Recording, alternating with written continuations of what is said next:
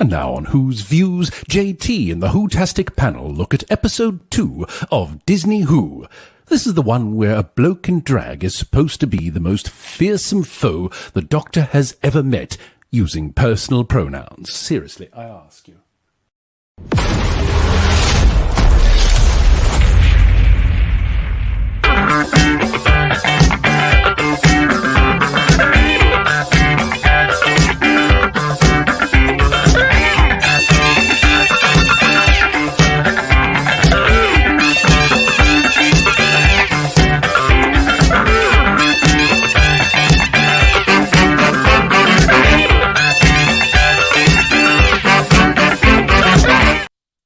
Episode 2 of the new version of BBC Studios' Bad Wolf and Disney Plus's Doctor Who hit the screens over the weekend. The Devil's Chord. But what did you make of it? Hello, everybody. Welcome back to Who's Views Reviews. As you can see, I'm here with Kirsty, with Third Doctor Ian, and with Paul. And yes, we are here to talk about the Devil's Chord. I hope you're all ready for this. If you thought Space Babies, our review yesterday, was a great show, wait until we get into this particular one. How are you all, everybody? Are you okay? Yeah, apart from this rubbish, yes. This is going to be fun. I know. It is going to be fun. It is going to be fun.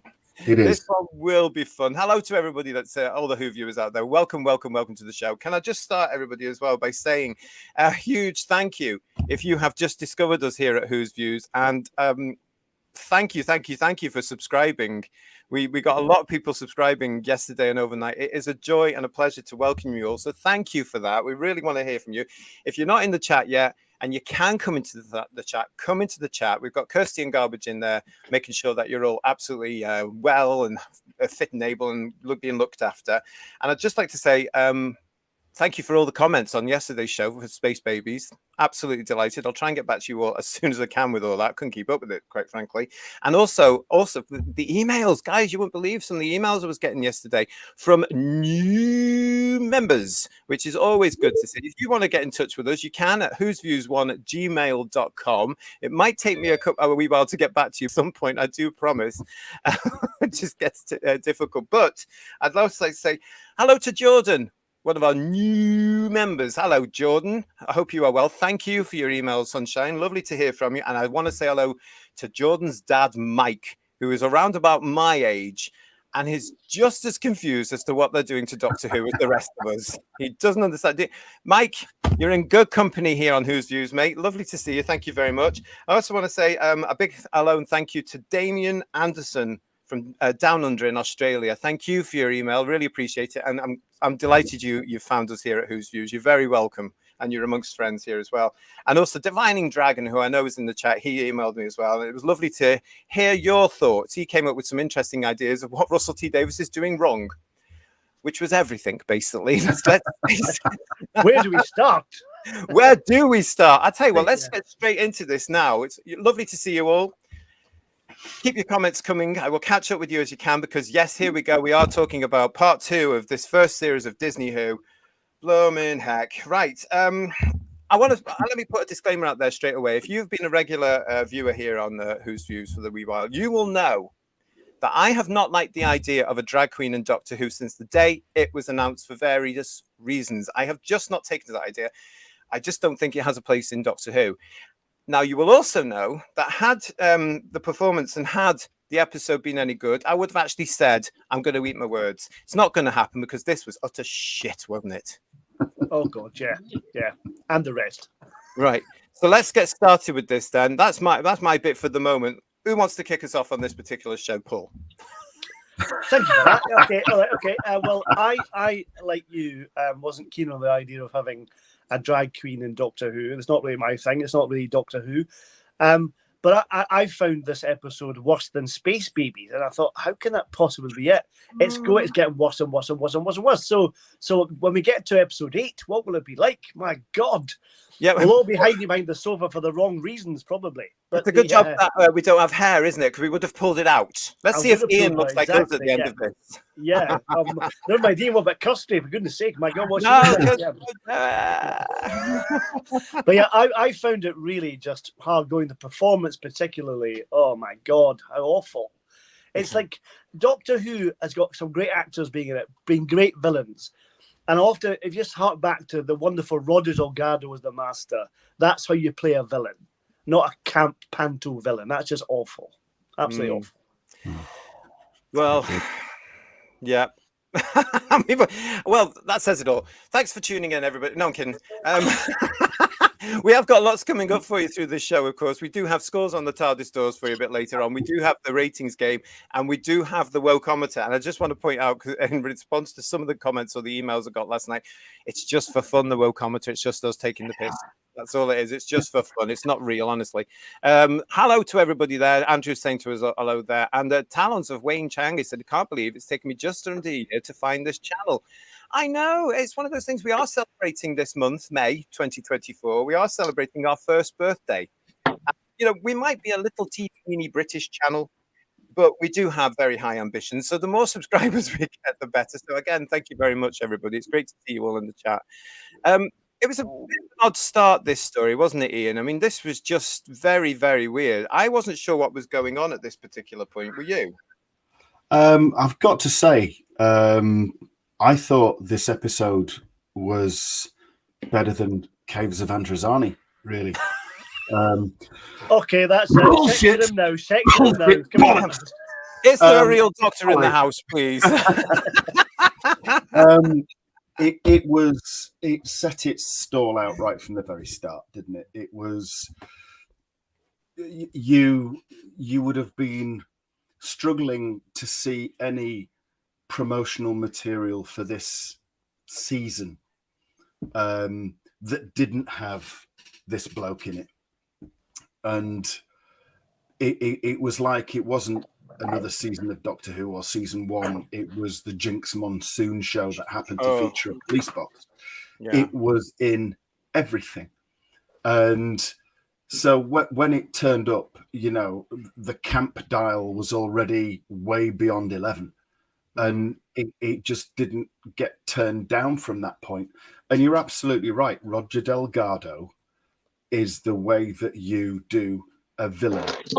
Calm, calculated, smoothly spoken, just conveying that air of menace just by bloody well being there, not having to jump out of a piano. Delgado, Jesus Christ, can you imagine him jumping out of a piano? For God's sake, he wouldn't have needed to, because just being there made the impact. Or that little master theme in the background, that was all the impact he needed. That's because he was a professional actor. And this was just a bloke dressing up as a woman, now saying he's a woman. Wow. And it was an embarrassing start. It was an embarrassing start. The only thing I will credit this episode with is a 1960s London-ish skyline, which was probably more realistic with the grey clouds and smog than it was with blue skies at the end, which weren't really 1960s that much. But, you know, the nice little poster for the John Smith and the Common Men was a little sop to the fans, wasn't it? But aside from the visual across London, it was eminently forgettable and deeply embarrassing. It's interesting what you're saying there about the feel of, you know, I immediately thought when I was getting through this episode, because again, like Space Babies, I was bored to tears all through this. All the way through. It just didn't connect with me. It didn't excite me. I was bored. Okay. But that I started when I was watching this, started relating it to Remembrance of the Daleks from 1988. Now, Remembrance of the Daleks, set in 1963, just up the road from wherever this is going on in Abbey Road, had a feel of the 60s. We've talked about that before. You know, it has a feel. I don't know, there's something about the atmosphere of Remembrance of the Daleks. You feel like you're in the 60s. This had none of that. That didn't have that beautiful magic or tone or anything about the 60s. It didn't come across at all. It was just too much gloss, I think, for this, or what this production team, or what they think young people may think the 60s was like. And it was basically all about the fashion, wasn't it? Or the music at the time, Paul. But also what I got from it, you know, it's a bit like Dick Van Dyke and Mary Poppins. There was a very sort of skewed version of Britain in 1925, the bit with Jinkx Monsoon as Maestro and the teacher and his son, the Harbinger, whatever it's called. And it's interesting because it came across as like a Disney version or American version of what Britain should be like a little bit. You know what I mean? Yeah. The way when you see it portrayed in Magnum or Columbo or something, or Murder, She Wrote, they go to the UK and it's all a bit like something out of Batman. It's just a bit weird. It's just odd, It is. So I found that really odd. And bringing back, having Jinkx Monsoon as the son of the toy maker was a bit, because we had all that giggle nonsense in it. It was like, did we really need that? Is that it's a repeat, because the giggle, she kept doing that, all that stuff. Was that in this? That was that was in this. Yeah, Right at the start. Yeah. Was it? Yeah, I appreciate most people went into a coma watching this episode, but that was me then. Yeah. I missed that completely. That's why he started running away from it, because he was panicked because he couldn't do it. He couldn't fight it himself. He said it tore me in half once. That's gone right over my head. Yeah. I wondered what was going on there. Hello to Domgo, who's in the chat with us. Nice to see you. My problem with it is I couldn't understand the main premise. That'd be you and me both then, mate. It seemed people could play music if they really tried. So what was that Maestro was stopping? Raymond is with us as well. That's a great point. We better look at that. I thought it can't get any worse than Orphan 55. Oh, come on. Orphan 55 is like Kate of Anzazani compared to this. Oh, nothing. No. Don't go mad. Then along comes Space Babies. Then straight after that comes The Devil's Chord. Failure on an epic scale. And hello and welcome to Thomas. Thomas Baker is here with us, who is saying, the pronouns was only in the opening and was never mentioned again. Thomas, yeah, you are right, but I don't care. It was still there. It was still there, and it shouldn't be. It should not be, in my eyes. Personal pronouns are incredibly irrelevant. I don't give a toss, and I will not be dictated to and told I have to use them. I won't. I certainly will not. So you're right. You are right. Don't get me wrong, Thomas. You're absolutely right. But it's something that I will call out every time they do try to use them. I've even got a little tick box about how many times in the series they're going to use them. Well, what was interesting again as well, it was clarified that Jinkx Monsoon's character Maestro was a bloke, wasn't it? Because the teacher says, "Get away from him," referring to the boy to get away from Jinkx Monsoon. So it came. That's the way I interpret it anyway. That Jinkx Monsoon's meant to be a man in drag. There's not any. He's not trying to be a woman in it, is he? So why the hell is he in drag? Why is this? I don't know. That's bizarre. Why is it in drag? Why does it look like that? Why is he looking as bad as this? I just don't understand this. I mean, this is not Doctor Who. A drag queen in Doctor Who. And I'm going to say it right now, of course. Let's get on to this whole point about this Jinkx Monsoon, of course, in Doctor Who. I have been against this since the very moment it was announced. It's, of course, Jerick Roman Lamar Hoffer, isn't it? That's playing Jinkx Monsoon. So Jerick is playing Jinkx Monsoon, and who's then playing this character, okay? And in the titles, I did look, in the titles, it's Jinkx Monsoon. It's not Jerick. It's the stage name, his drag name. Right. Yeah. So here he is in Doctor Who. Now, this is Russell T Davies, of course, at the time when this was written and filmed, which would have been last year. This is him, again, saying mainly to an American audience, but creeping around the world now as well. Leave the drag artists alone. They have every right to do drag story time or whatever it's called, don't they? This is him, again, putting in a bit of his politics in there, as well as it being his mate, isn't it? Yeah. Jobs for the boys / girls / whatever. Yeah. Even in the social media posts, it's like a god and then like god of gender or something like that as well. And I'm just like, please. It's what? On the social media for introducing Jinkx for The Devil's Chord, it's like get to know the Maestro. Yeah. Honestly, I tried to go blind on the bus this morning, talking about how it was like the god of like gender and yeah, it's implemented. That's nonsense. That's never come out anywhere other than it certainly wasn't in the show. Desperate, isn't it? It's really desperate, just trying to be controversial for the sake of controversial, or for the sake of controversy, and just trying to. I mean, there was a time when people would talk about Doctor Who because they'd watched it on the Saturday and thought it was bloody good.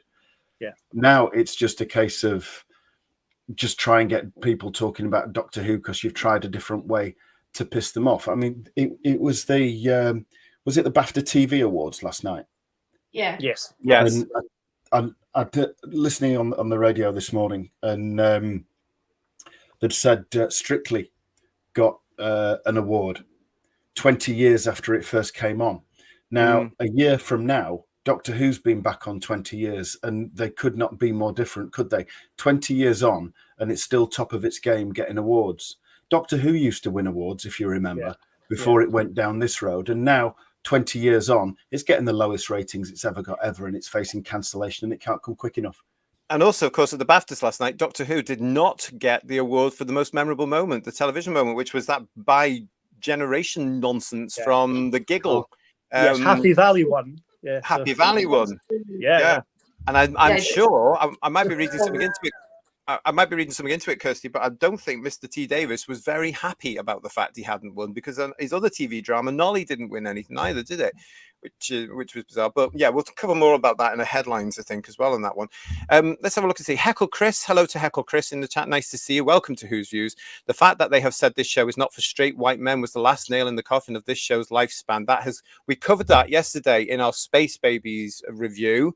And it's been everywhere today. The Metro, the very woke alleged newspaper called the Metro that printed that, was taken offline more or less when we were on the air talking about it up until recently. Ian, you saw them back on again this afternoon, didn't you? Yeah, the same article was back, but with the same date and timestamp.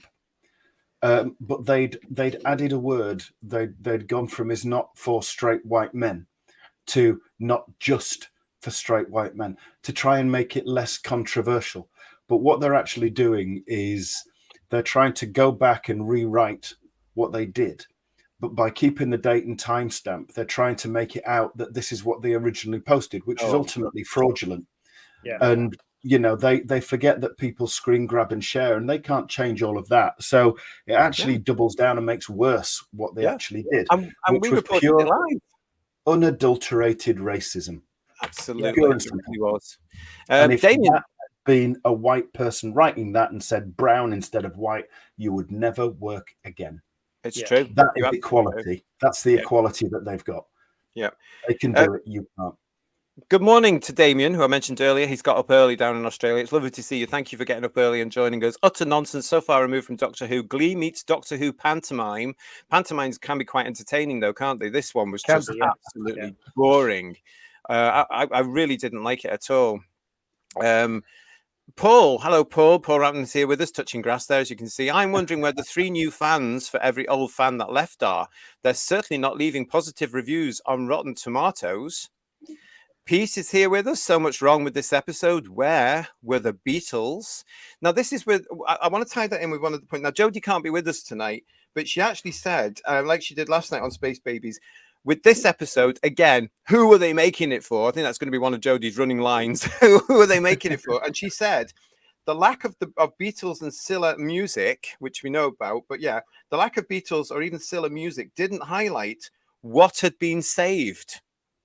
Now, that's a great point there, isn't it? Because the whole point of this was that the Beatles hadn't come around with music and had their bit in history, even Scylla to a certain extent, because they turned it into this big, mad nonsense at the very end. And therefore, Jodie has a point.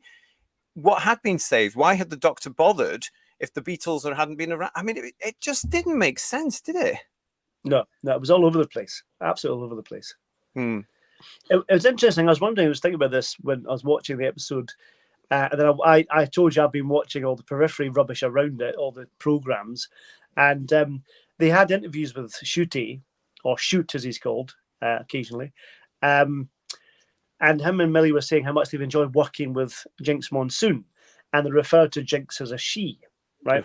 And the reason why I'm raising this is because if Barry Humphries was playing Dame Edna in this, and he was playing this character, he would have done it much better anyway. But if he was playing that part, they would refer to Barry Humphries not as Dame Edna, but as Barry Humphries probably playing Dame Edna, playing this part. But they're not doing that with Jerick for some reason. I don't understand why.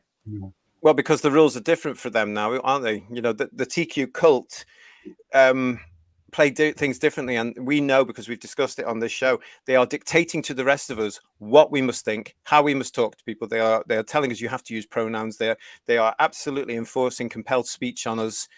They're everywhere now in the world. They are in our in politics. They're in our businesses. They're in our schools, for crying out loud. They're everywhere. Every HR representative goes on all this lunacy, and it's just worrying. And it's down to them. Show business, you can't move for them, of course, because that has been completely taken over by this cult movement. It's frightening. But it gets back to your point as well. Why this wasn't cast?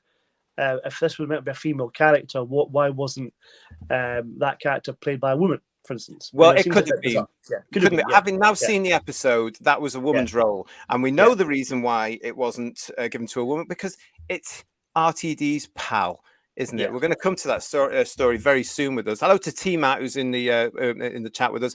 If you would have told me in 2013 that there would be a dance and sing-along number in Doctor Who, I would have sent you to the madhouse. Times have clearly changed. And it didn't blooming work, in my opinion, either. I mean, I was there, again, same night, was there with my family, already mortified, already embarrassed about having to look at babies and farting spaceships.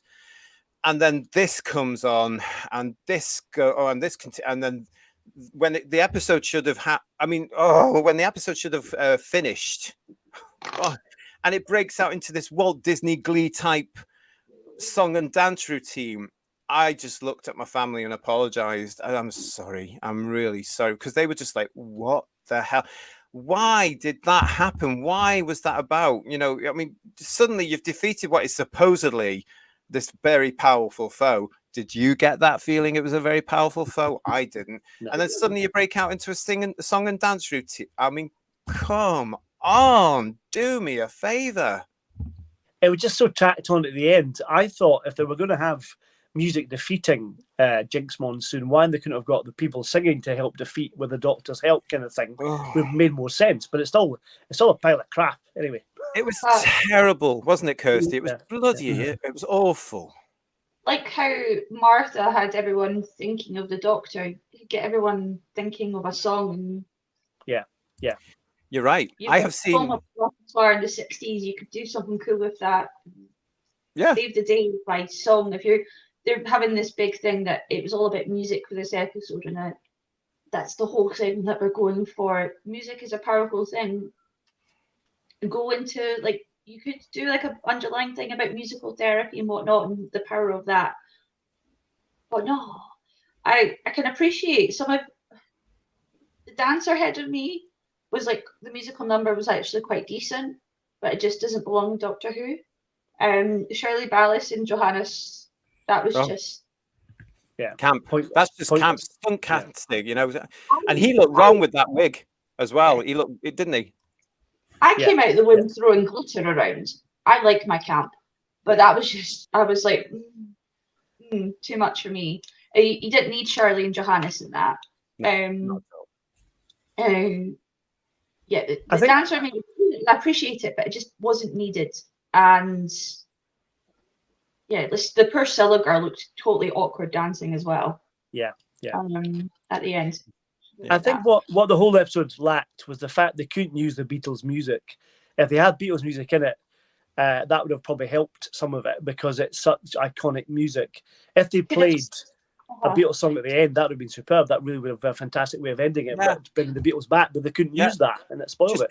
Pay McCartney what you want. I mean, it ties in with what Jodie's saying there, wasn't it? Because there was no impact at that very end, because you're not actually saying they saved music, they saved the impact that the Beatles have had and will have for the rest of history, the rest of time, basically. Thomas is saying to us here, there's a reason why you guys have 706 subs. Well, we're a new channel, mate. We're only a year old as well, so thank you for that. It's not bad at all. That's really nice, so thank you very much. I like that, mate. Appreciate that.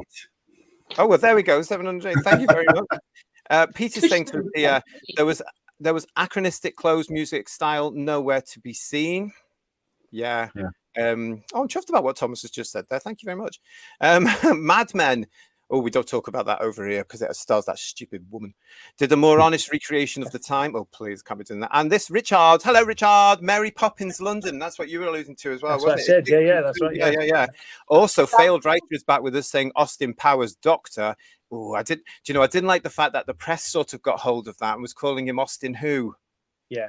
It just. I really think, I've said it before, not having an image for the Doctor. He looks great in that Shaft outfit he had in Space Babies. If he kept the coat on and turned up like that, much more interesting. He's no identity at all. No. Well, yeah, I'm sure we'll be talking more about that. Dino, hello, Dino. Being a lifelong Doctor Who and Beatles fan, can you imagine how much I was looking forward to this? Two of my heroes together. How can something be so consistent in being the biggest load of shit on TV? I think it's a gift. I think you have to have a gift, don't you, to actually take two of the greatest British icons of the 60s, really, the Beatles in real life and Doctor Who in television land. Put them together. We've still got the chase. We've still got the chase. It's fine. We've still got the chase. We do. Look at everything. Everybody, thank you so much for all your comments in the chat. Keep them coming. Keep them coming. Damien is saying to us here, I went and cleansed myself after watching this nonsense and watched classic Doctor Who and the Tomorrow People. Oh, the Tomorrow People. And Dividing Dragon is saying to us, Gina Carano agrees with you. Oh, I love her. I love her. If she ever comes across this show, we're with you, kid. We'll love you to bits. One of my feelings. Yeah. Jamie is with us. Hello, Jamie. Can people stop saying Chibs was great to downplay the latest episodes? That's not biologically possible. Many thanks. I'd hate that. And Garbage is telling us here, when you play a computer game, the pronouns are only mentioned once at the beginning, and that is the problem. They are there and not needed. Absolutely. And it's basically compelled speech. And I've spoken about this in headlines. Don't accept it, because it's just utter nonsense. It's their way of subliminally getting to you to say, look, this stuff has got to be the norm. Here in the UK, of course, we're starting to wake up to this fact now, thank God, and we're turning around and going, not happening. It's not happening. Although Film 73 is challenging me by saying it's important to get pronouns and use them. I don't have any problems. If you don't have any problems using them, fantastic. But you're actually tying into a TQ cult, which is homophobic and misogynistic. So I would advise going to have a look at it a bit more closely. Hello, Sam. As well with the pronouns, if you're respectful, then of course. But if you're doing what most of them are doing nowadays and just it's my way or the highway, and if you get it wrong, you don't do anything right, then you're like practically laser being murdered. Then yeah. And sometimes live with anymore. Sometimes though they'll change their pronouns multiple times in a day or on a daily basis or whatever, depending on how they feel. And it's almost like it's a little game that's designed to catch out normies, if you like, or as I like to call them, sane people, and trip them up so you can be outraged. They go looking for outrage. They go looking for offense. And it's fine for them to be offended as long as they don't expect us to give a shit. It doesn't matter. It's fine to be offended. It's absolutely fine. But don't expect other people to care. Well, yeah, I mean, you can't enforce speech in a democracy. And I know democracy is falling down the toilet and we can't allow it. We must save it. We've got to say it. I mean, they're coming up with things now like Z and Zay and all this absolute fantastical nonsense. It means bugger all. No, we're not going to comply with it. There are two genders, end of story. And if you don't fit into that, go and seek professional help. Talking of which, we're coming to Jerick in a minute. Hiya, Just Jordan. Was the pronouns thing not a bit confusing? Maestro goes by them, but the child says it's my father. Father is a male title, right? Absolutely.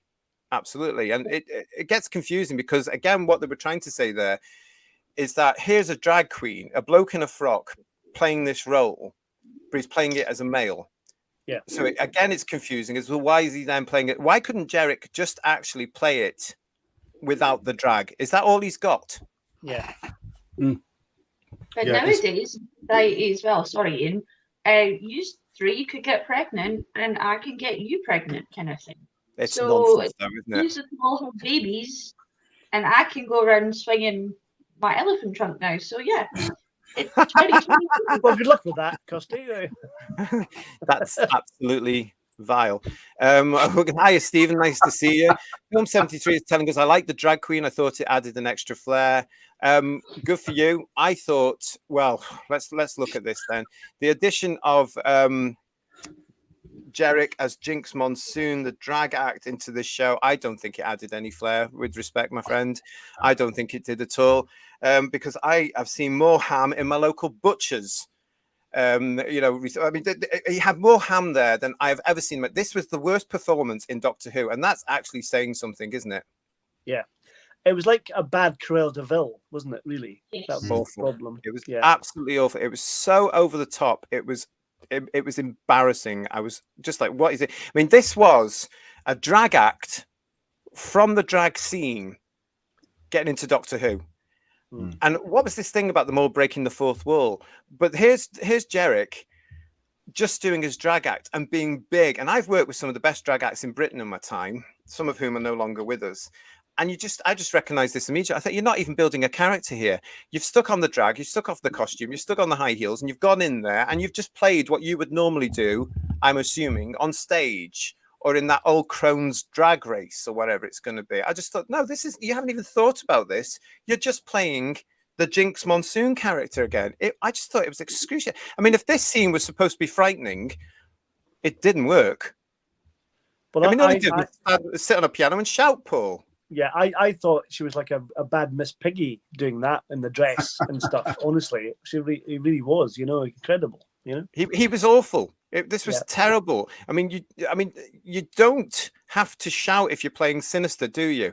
And as Ian was saying there, your able actors are able to bring sinister movement and ways of connecting with people and suggesting badness by being subtle. Now, a drag queen are not subtle. It's not in their nature to be subtle.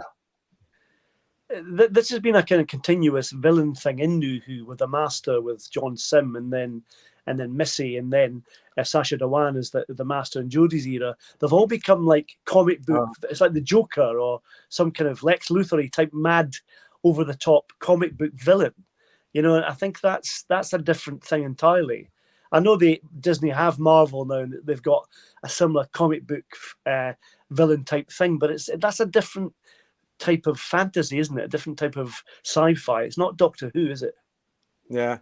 Let's say hello to Cloud SSJ4, who said, I was never against the idea. Actually, I think that such an absurdly over-the-top pantomime does almost a disservice to everyone. Yeah. And also particularly people who do pantomime, who do good pantomime, yeah. Yeah. And also carrying on with, I don't mind inclusion and representation, but in all honesty, I care more for good writing, and unfortunately, this wasn't the case. Absolutely. I mean, I've not seen you on the channel before, so welcome, Cloud SSJ4. It's lovely to see you. Personally, I don't believe that sci-fi has to go out of its way to tick boxes and be showing representation. I hate that, especially Doctor Who, Star Wars, Star Trek, the lot. They're not soap operas. It's science fiction. And when you actually think about it, sci-fi fans have been inclusive and diverse forever, because we've had Daleks, we've had Wookiees, we've had intergalactic space princesses saving the day. We've walked with blue people and purple people and green people. We've had great role models of all different genres and what have you. Sci-fi, it just seems to me sometimes, Cloud SSJ4, that sci-fi was looked on by all these extreme left-wing ideologists, especially, who went, that's the bastion of white males, usually heterosexual, which is a fib and a lie and an insult. And they need to be told what's right and wrong. That's my opinion. It really kicked off with the Me Too movement. That was the catalyst. That was the straw that broke the camel's back. But another character as well. Any of you seen Deep Space Nine? Star Trek. Deep Space Nine, yeah. But that was a long time ago. what race was Jadzia, the one with the freckles that went down, that they just had an alien goobie that just passed over? Yeah. Trill, that's the one. which is the Yeah, bird scene over here. Fabulous. What a bunch of nerds you are. What are you like? God almighty. Star Trek. That's for the bairns, that is. What are you talking about? Apparently, so is Doctor Who now. No But I think the kids would have switched this off as well. I think they would have, yeah.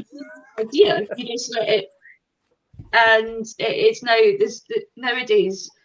It is the straw that broke the camel's back with Me Too, and not every, and it can be women as well. Not every white male is bad, and it's thing. It's going to come into Doctor Who because it is with Marvel now. That in a story you can't actually hit a woman or you can't defeat a woman baddie. That's why in Thor Ragnarok, instead of Thor defeating his sister Hela, that's why the spirit from the town actually destroyed her, because that's bad. Even though the woman's bad and committing genocide basically on her people, you can't hit her. It's interesting that you're mentioning defeating the enemies here, because the ultimate resolution to this episode for the Devil's Chord was awful, and it seemed a little bit curtailed and abrupt, because there they are. One's trapped in what was it? I can't remember the instrument, but one's trapped in a drum and the other one's trapped in a other thing, a bass or whatever it's called. I don't know. And then Cello. Is it cello? Whatever, and then it takes that twist for McCartney and Lennon to somehow rediscover their musical influence and what have you, to put the maestro back into wherever he came from. I don't know. It just got very, very silly. But again, it's one of these things that I think is happening now to Doctor Who, where you can't kill off the villain, as it were. You can't really be nasty to them because it's not very nice thing to do. So it ties in with what Jack is saying to us here. Chances of them even bothering with merchandise on any of these characters is zero. Who's going to buy it though as well? And Paul Richards is saying to us, Cyber Days are on the way. I would buy a Jinkx Monsoon doll so I can stick pins in it. God, I don't know. You could put marshmallows on the doll and just. Do you know what? From the prices I've heard that they're coming with the new series action figures, around about $19.99 each. Don't even bother. Pete Harrington's telling us, I didn't mind that the kid was called Harbinger, but was totally wasted. I still don't know what all that was about. I have to be very honest. Somebody enlighten me. What was the whole point of the kid there? I think it was just a way for Maestro to get to the music teacher, I think. But again, it's a bit lame.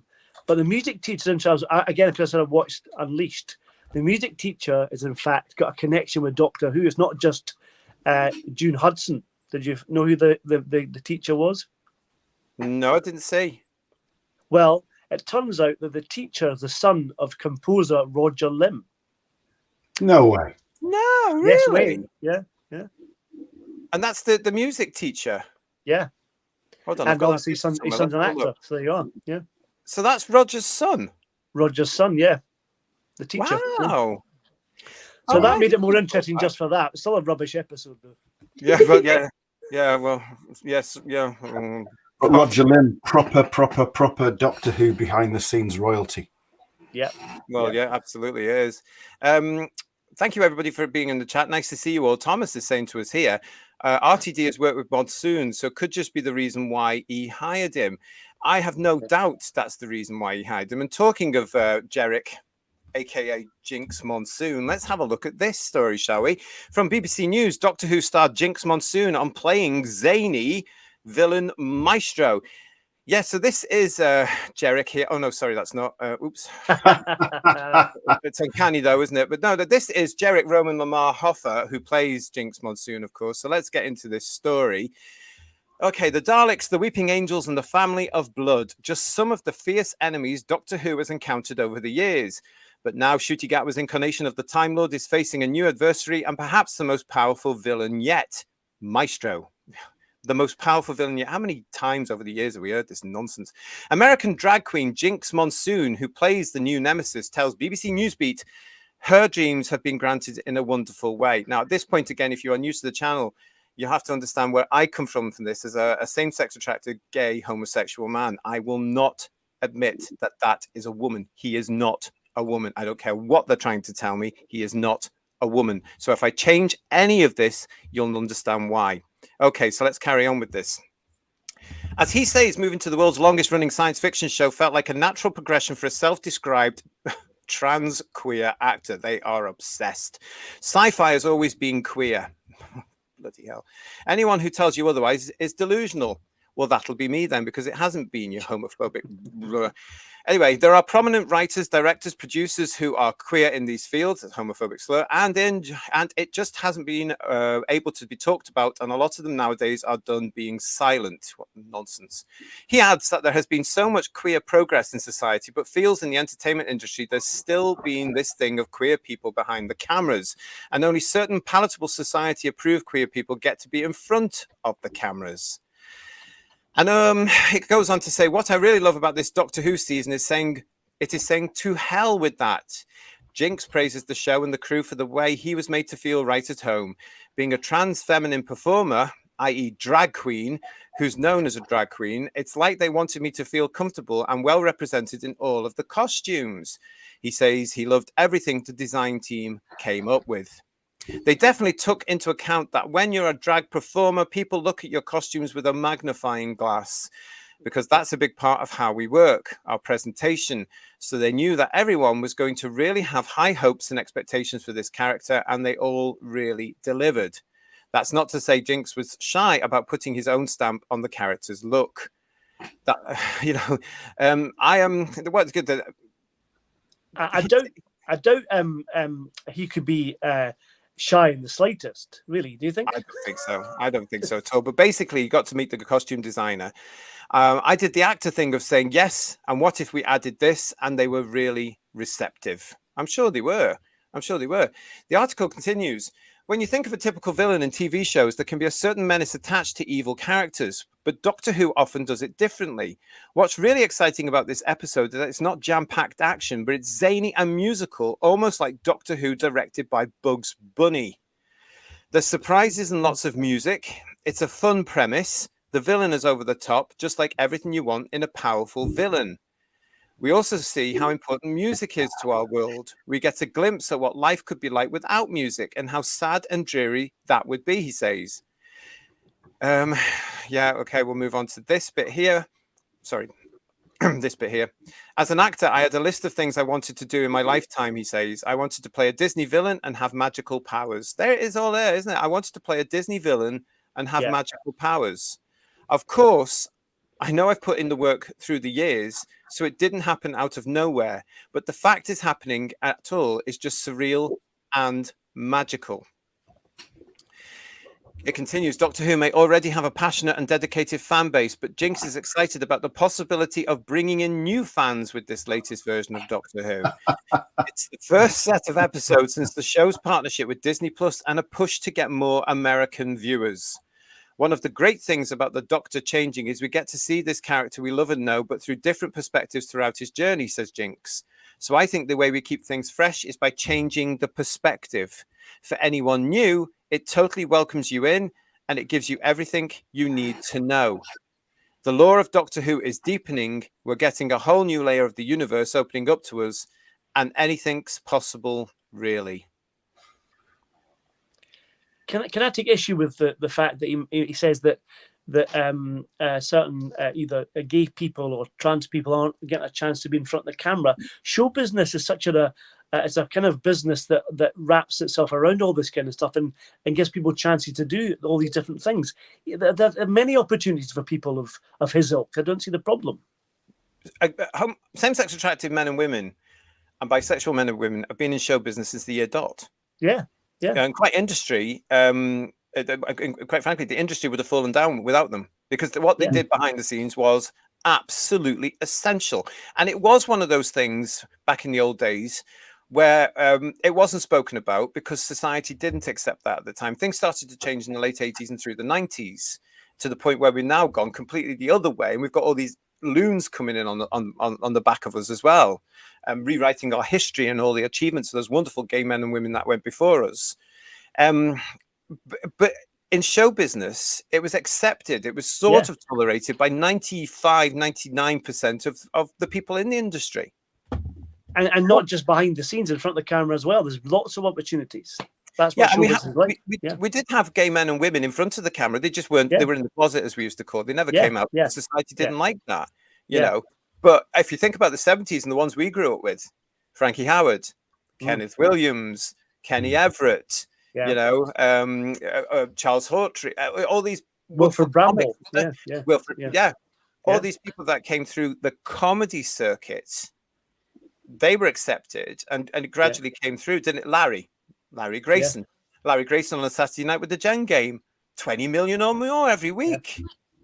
John Inman, you know. And then, of course, female impersonator, the late Danny LaRue. Not a drag queen. He was a female impersonator. He was not a drag queen.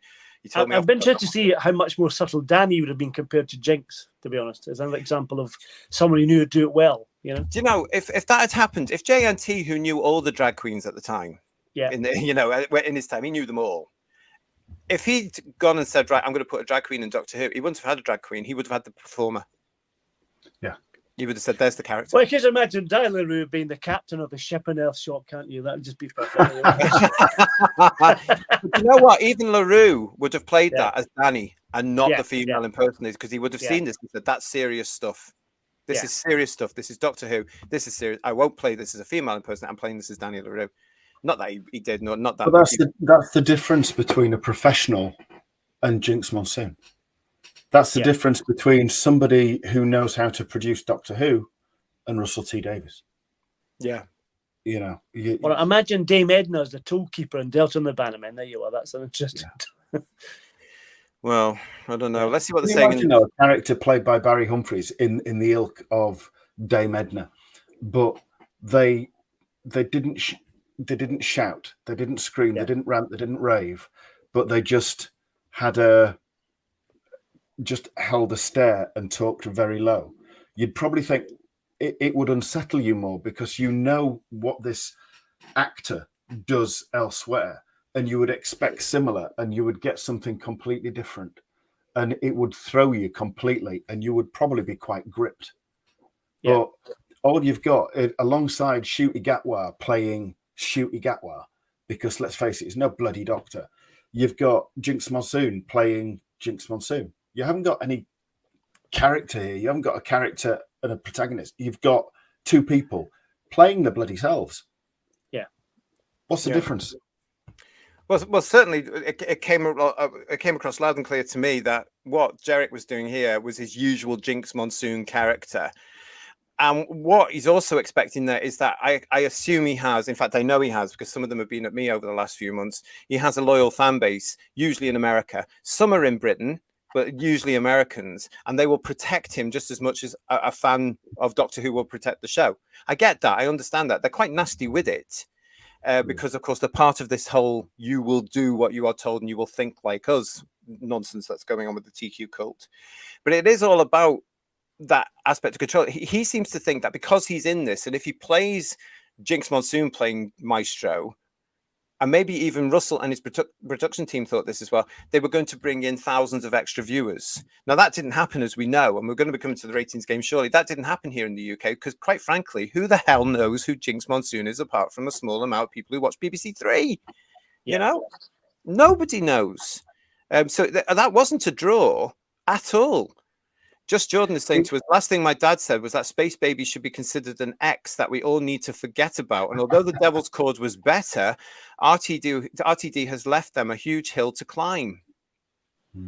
Yeah.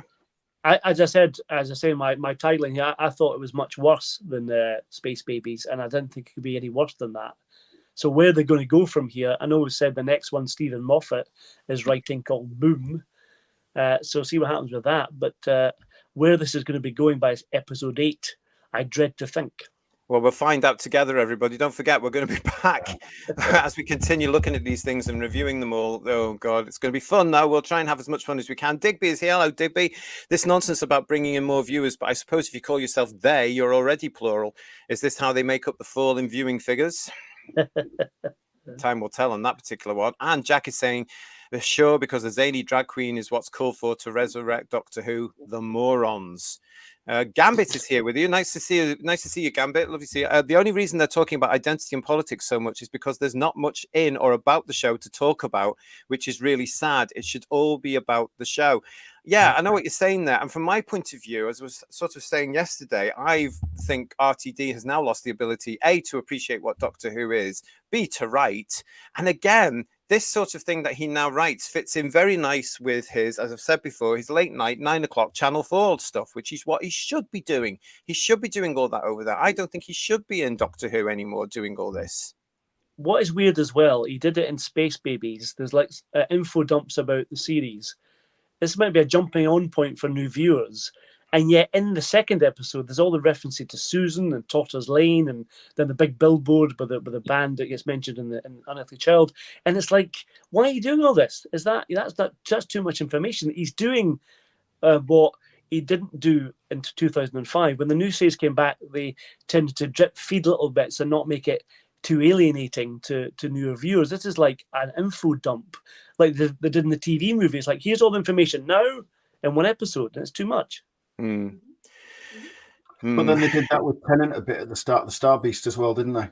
Yeah, it seems to be his way at the minute now. He needs to have it explained because he's not capable of actually writing it in the script. Yeah, it's Doctor Mansplaining, it's called, I think. Yeah. Well, don't say man. That's problematic. Oh, he's gone. Yeah. It's all right. He's coming back. Problematic as well. Yeah. That was me being censored there. Obviously. A wee blip. The whole point about this, though, is that they're putting all these bits of info dumping, aren't they, Who viewers? And I'm not sure why. I mean, it's as though they're trying to make sure that we all understand there's a running theme or something to this. Like this lovely lady here, of course, who we spoke about on our birthday show at the weekend there as well, where we celebrated 1 year of our channel. This, of course, excuse me, is Susan Twist. Now, Susan has been in every single episode since the David Tennant alleged specials. In Space Baby, she was on the little monitor playing one of those people in a Star Trek type uniform. She was in that. That's right. Yeah. And here she creeps up again in The Devil's Chord as the dinner lady, or the canteen woman, or whatever we call them these days. You know, she was in there as well, wasn't she? So that's the running gag. We do know she's also in Boom. And as we pointed out on our birthday show, we know that she's actually in the end of the season episodes as well. She's playing a bigger part. And then she was in Well Below Yonder, and she was in Church on Ruby Road as well. So she's made quite a few cameos already. So yeah, she has.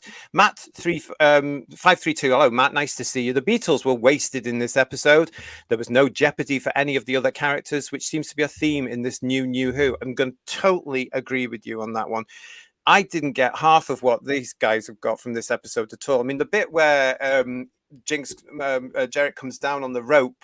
Was that supposed to be frightening or anything like that? Because I didn't think it was. I just thought it was ridiculous. I mean, where's that come from? I was just thinking that's probably been notes that he given to the director, wanting to be like a femme fatale sort of thing, coming down the rope and being. Yeah, but why?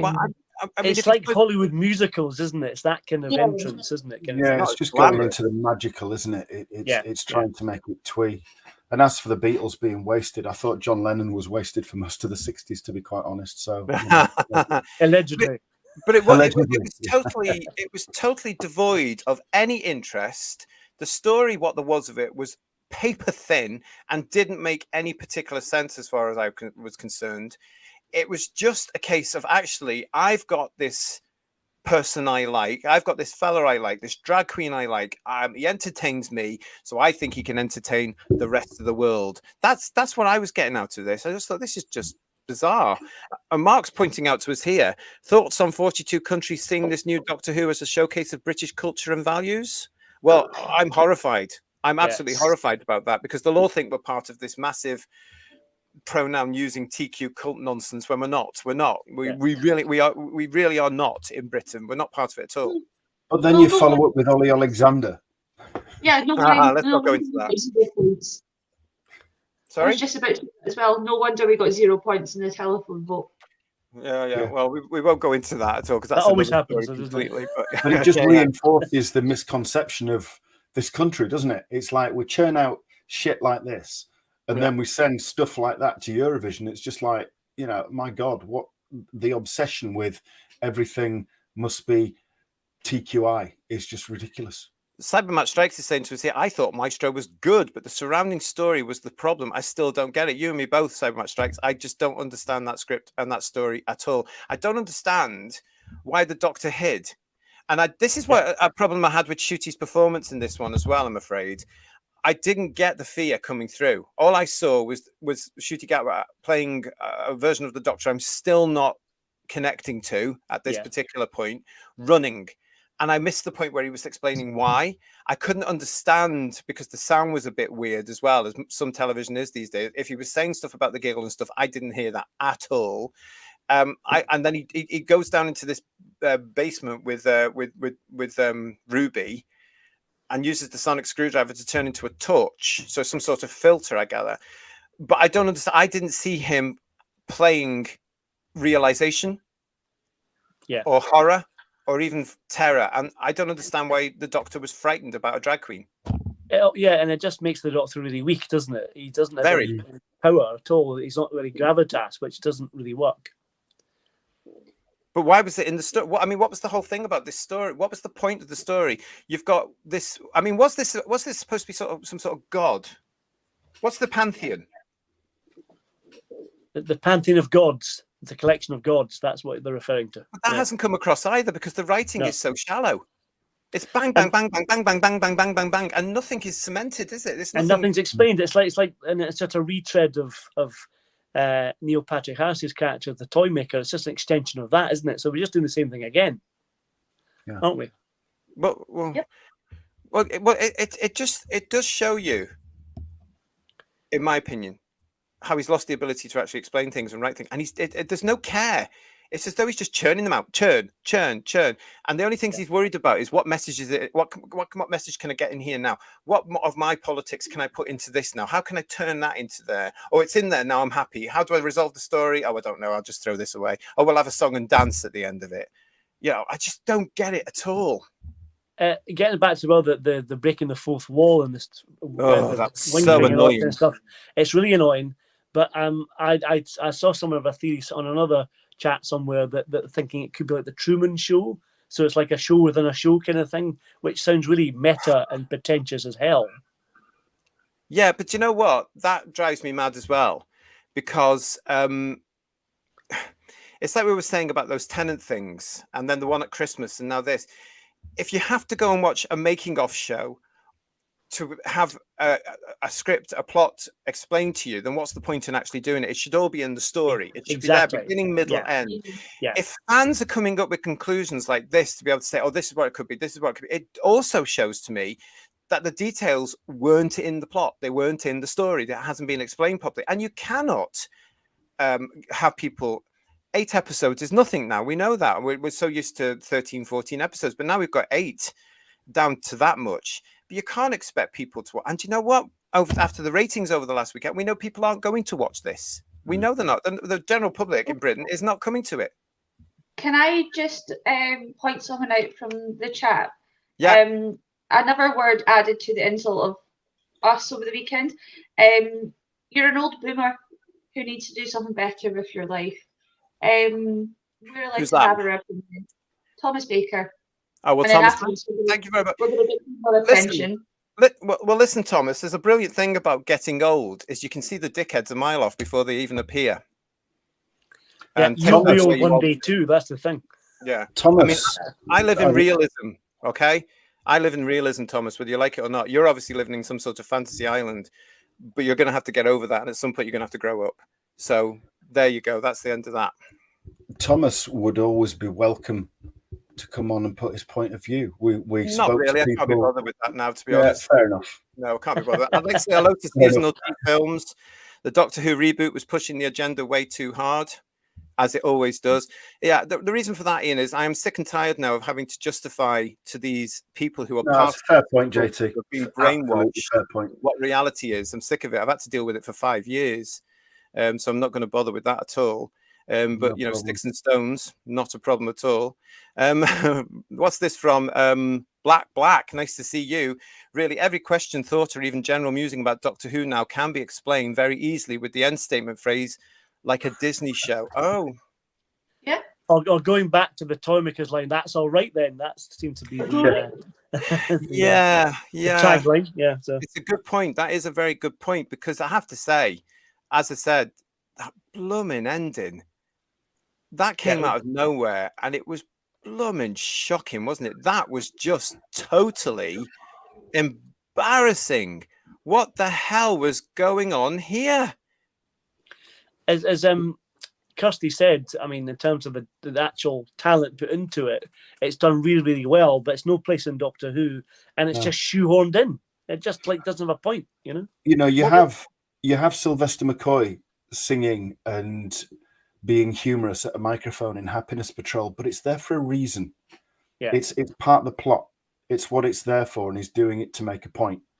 There's no point here. And I think, to be honest, as much as I hated that, I really hated going across that bloody zebra crossing and it lighting up like one of those musical pianos, and then going in the TARDIS and the TARDIS doors shutting at the end. It's like, what the hell? Now that's the realms of absolute fairy fantasy.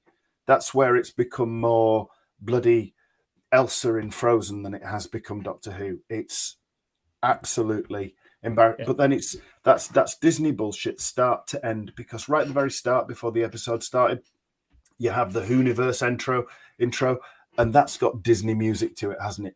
Let's be right. It's got, and they played the intro on the piano with the sting to get into the titles and all that kind of which is far more breaking that wall than Remembrance of the Daleks ever did with that little intro on TV. Yeah, I have to admit, I kind of liked that. Right. I'm not in love with it, but I kind of thought that was quite. At first, I was like, "What's that?" But then more kind of thinking about it, I was like, "Yeah, that's actually quite cool." And that's they did it with Capaldi though on the guitar, didn't they? And that was awful as well. You know, so, every week, but that was quite a nice wee sort of difference. I appreciated that. I quite like that, and that's okay. But don't do that every week, because then we'll get annoyed. I just feel like they're repeating themselves and they're stealing other ideas from other people, and it's not Doctor Who. It's just not original. It's just derivative, which is such a shame. Yeah. See that whole thing you talk. I don't even recall it. I mean, this for me was just an episode that was totally forgettable because I was bored to tears. I've been asking you, Who viewers, how long was it before you started looking at your watch? I was always looking at my watch within the first 5 minutes of this one, because I just thought I can feel this isn't going to be what I wanted it to be.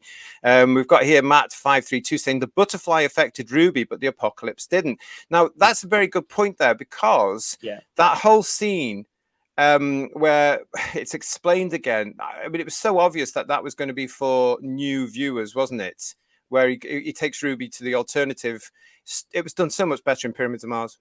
Yeah, it was. I mean, I think it's a nice moment in the episode, but again, because there's no gravitas, there's no consequences. You don't feel for the characters. With Sarah and 4, you really felt for them. And for Sarah about, you know, that 1980 has been destroyed. You really got that and you cared for them. But with Ruby and the Doctor, you don't have that same connecting factor, do you really? Well, it's still too early for them as well, because it just, I mean, at least with Tom and Liz and the Fourth Doctor and Sarah, they had time to build up a wonderful partnership, and it was actually there within their first few episodes. Yeah. This isn't yet. And I said last night on Space Babies, I actually quite like Millie, and I liked her in this. I thought the performance was sound. And I think she's actually looking at the script she's got, and she's actually working hard to say, right, what would she do? How would she act? You can see some lovely moments, you know, that she's putting in there as an actress. You know, even the bit where she's coming away at the very beginning with the Wurlitzer, turning to the Doctor, she's acting there. There's some little lovely body movements there. So I think she's a real talent, and I think she's got a cracking future ahead of her. There was a point there as well that I saw a little glimpse of the Doctor in Shooty, because he's busy over the TARDIS. Now, that's something from the old days. Yeah. But, you know, it's a case there. I didn't get the emotional impact when he takes her back, because it's just, that's there as again, it's again there to explain to a possible new audience, this is what happens. You know, time can be changed. Nothing, you know, if Maestro being this big thing can destroy the world now in 63, it will have an effect. And that's, I think it could have just been maybe a little bit later in the run when you've got the two of them there together, or they found, I don't know, it just missed the beat for me. Can't explain it really, but it just missed the beat. I mean, Liz, there's something missing, and it's just so hollow, the whole thing, isn't it? That's the problem. Liz and 4. I mean, Liz, or rather Sarah, it was her 3rd season. Yeah. When that happened in Pyramids of Mars. She'd been traveling with the Doctor for, in our time, 3 seasons at that point, and it hadn't quite cottoned onto her how things could change. So it had so much more impact when the Doctor took her forward and saw an alternative future. And to be fair, meant so much Sutek more. was more of a threat than Maestro, that's for sure. Yeah. Well, that's the way. Pyramids of Mars. I'd rather watch that 4 times a day than this thing again. I've watched it once. Yeah. I will never go back to it, and it will never appear on the collection here. Just like the Whittaker era. Speaking of which, Nicola Brittany, welcome to Who's Views. It's lovely to see you. There is one good aspect of the Timeless Child. It's a joke that never grow old. Okay. And also we've got Paul Richards here saying the Twist song could have been a Eurovision entry easily. Douglas is saying to us, hi Douglas, I saw the singing and dancing clip on X and I felt secondhand embarrassment on behalf of you. Thank you. As I said, I was embarrassed because my family looked at me as if to say, what is going on here? And I had to say, I'm sorry, I don't know either. Nathan, thank you, Nathan. Lovely to see you. Drag has no place in Who at all. Drag belongs on stage and clubs. It belongs with adults. I agree with you, Nathan, as you'll know. I don't believe drag has any business being in front of children, and pantomime dames are not drag artists. They're pantomime dames. They are totally different. So I'm not having that argument from people at all either. Pantomime dames are usually well-known fellas who are usually heterosexual dragging up for a laugh, hence the term drag. Drag queens are supposed to be adult men telling hopefully un-PC jokes to an adult, usually LGB audience. And they're usually over the line when we were allowed to laugh. So the reason I think it's in Doctor Who, as I said at the top of the show, Nathan, is simply because, and we've had this on headlines, haven't we? Russell T Davies has been arguing against all these, saying the fight must go on. And now, of course, we also know that nobody can stop him. We've reported about that, hasn't it? Yeah. Why was it raining, says Peter Harrington? I've no idea. It just didn't make any sense at all. It was though you were taken out to another part of the story. Do you think Russell T Davies is the big bad at the end of the season, do you think? But he is. I think he's the big bad now. Limekins is saying, yes, it's a Tom Hanks in big rip-off. You're right. I knew I'd seen that before. Thank you, Limekins. I knew it that. And Just Jordan is saying it felt like a mockery. Time Lord Victorious is joining us. Hello to you. What are you saying to us? RTD is at the top with no one to rein him in. His ego arrogance is out of control. In 2005, Julie Gardner pushed back on lots of RTD ideas and he listened. Now they bow down to another pantheon god called RTD. Well said. Yeah. Well said, Time Lord Victorious. I totally agree with you. And he has said that, as we said on headlines. He was in an interview saying no executive producers, no big show business people are going to say no to him. It says more about him than it says about them. Well, it says about them that they're all weak as water. It's about time somebody turned around. And that's us as fans. We're turning around saying, no, this is enough. This is enough. You know? Where did they all come from, said Raymond. I wish I knew. They just appear. RTD thinks he's being clever by subverting the 3-structure act. And James F. Mc... Hello, James. Nice to see you. American Hairspray musical number in British Beatles episode. For a music episode, how tone deaf can you get? Some fantastic points coming in the chat, everybody. Really, really good stuff. Welcome to Who's Views, by the way, everybody. It's lovely to see you. Welcome. We are delighted to have you all here with us for these reviews as we go through these episodes coming up. I'm really pleased that you're all with us. Divining Dragon is saying to us all, Disney stock's still falling. How much more Doctor Who will they finance? That's the big question now, because I reckon we're going to get to know if they're going to finance Series 3 in the next couple of months or so.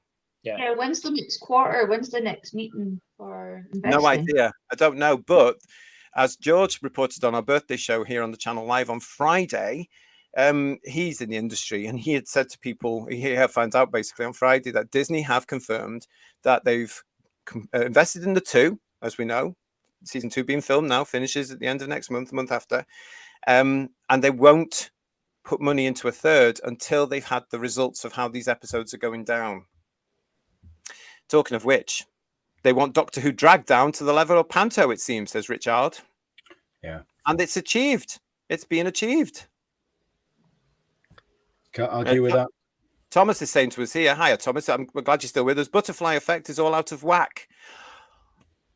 Yeah, The butterfly effect. We talked a bit about like that last night, but here it is again, coming in through the whole thing about taking her back and showing her that scene. It was basically the Pyramids of Mars scene rewritten, wasn't it? Yeah. Let's face it, just lifted. And not done anywhere as good at all. Yeah. Well, oh goodness me! Thank you, as I say, for everybody coming in. I assumed at the moment says I am not a Nugget Blackheart. I assumed at the moment that Ruby became a Silurian. Wasn't as good as that, was it? No. And Daryl is with us. Hello, Daryl. It's nice to see you, artist extraordinaire. That ending is proof of this sycophancy that must surround RTD. That no one had the guts to tell him it was an atrocious end says a lot about the production team, doesn't it? Good. I mean, when are they going to turn around and say, listen, you do realize you're alienating the audience? At the concert in Wales at the end of last year, when he was doing his talkie bit, he said he was talking about music and went on a little bit about Murray Gold and everything, who was also there. And then he said, perhaps I should do a musical episode. Shall I do a musical? And of course, he got wild cheers and applause at suggesting that, because just about everybody in that room was his target, basically. That micro minority, and they'd all pretty much gathered in that place. So he would think that is validation. The whole country will love that. The whole world will love that. But that's because he's, he probably spends, between writing, he spends his time in a little cupboard sniffing his own farts because he thinks he's fantastic. And because he gets told constantly that he is. And it doesn't help when the media also tell him that he is at various events, like the BAFTA carpet stuff yesterday. Oh, you're brilliant, you're wonderful, you're marvelous. Because eventually you start to believe your own myth. Mark is asking us a very interesting question here. Will the UK viewership fall below 1 million by episode 8? Well, that'd be great. It's very strange you should ask that, shouldn't it? Because I think it's time we played the ratings game, don't you? Yeah.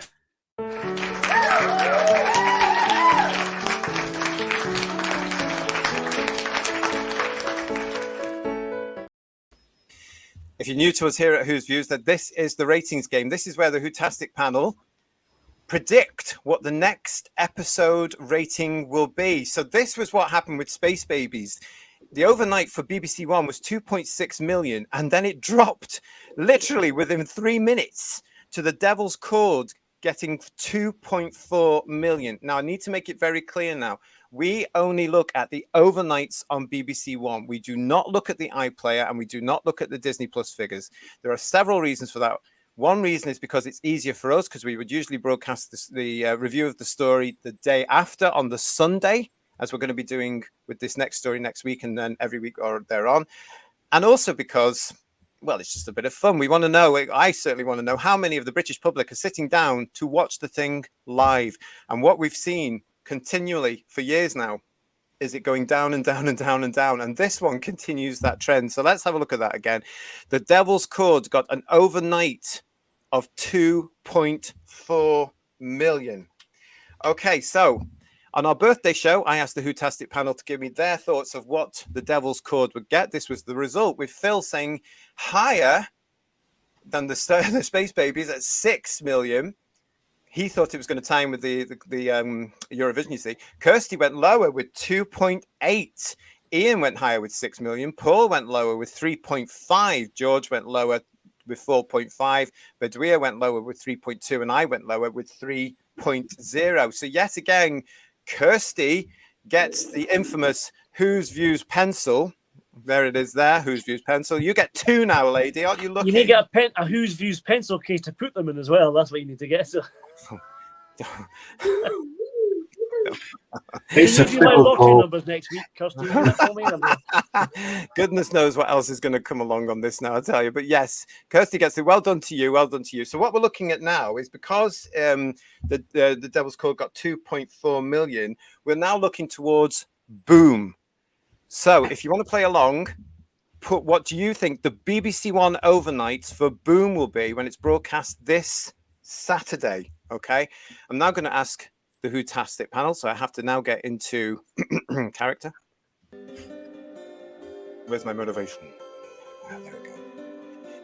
And I am going to start with the 2-time Pencil Award winner, Kirsty. And I'm going to say to you, Kirsty, human female, what are you going higher or lower for Boom than 2.4 million?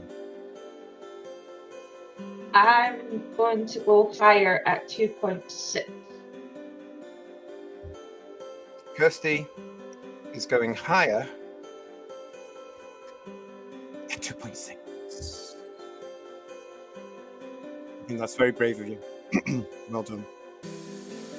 But Dr. Ian, what are you going to do? Are you going higher or lower than 2.4 million for Boom? I'm going lower, 2.3. Ian is going lower at 2.3. For the BBC One. Paul, Well, actually, I'm 2.4 rubbish. million. Now, Paul, Yes. are you going to stay with your delusion that this show can still bring in 6 million? No, I'm rubbish at this game, and I went lower for the Devil's Chord, so I'm going to go lower again. I don't think the public's going to come back and watch it, even if Stephen Moffat's written it. So Joe Public doesn't know who Stephen Moffat is, so that's not of any interest. So I'm going to say lower at 1.7. Paul has discovered realism and is going lower I want a pencil. with 1.7. Yes, he wants a pencil, and I've told him for a few weeks now, no, you can't have one. Costs more to post it these days. Royal Mail, get your act together. I have Jodie's score here as well. She's predicting lower at 1.8. No. There you go. For myself, I'm also predicting that Boom will be lower.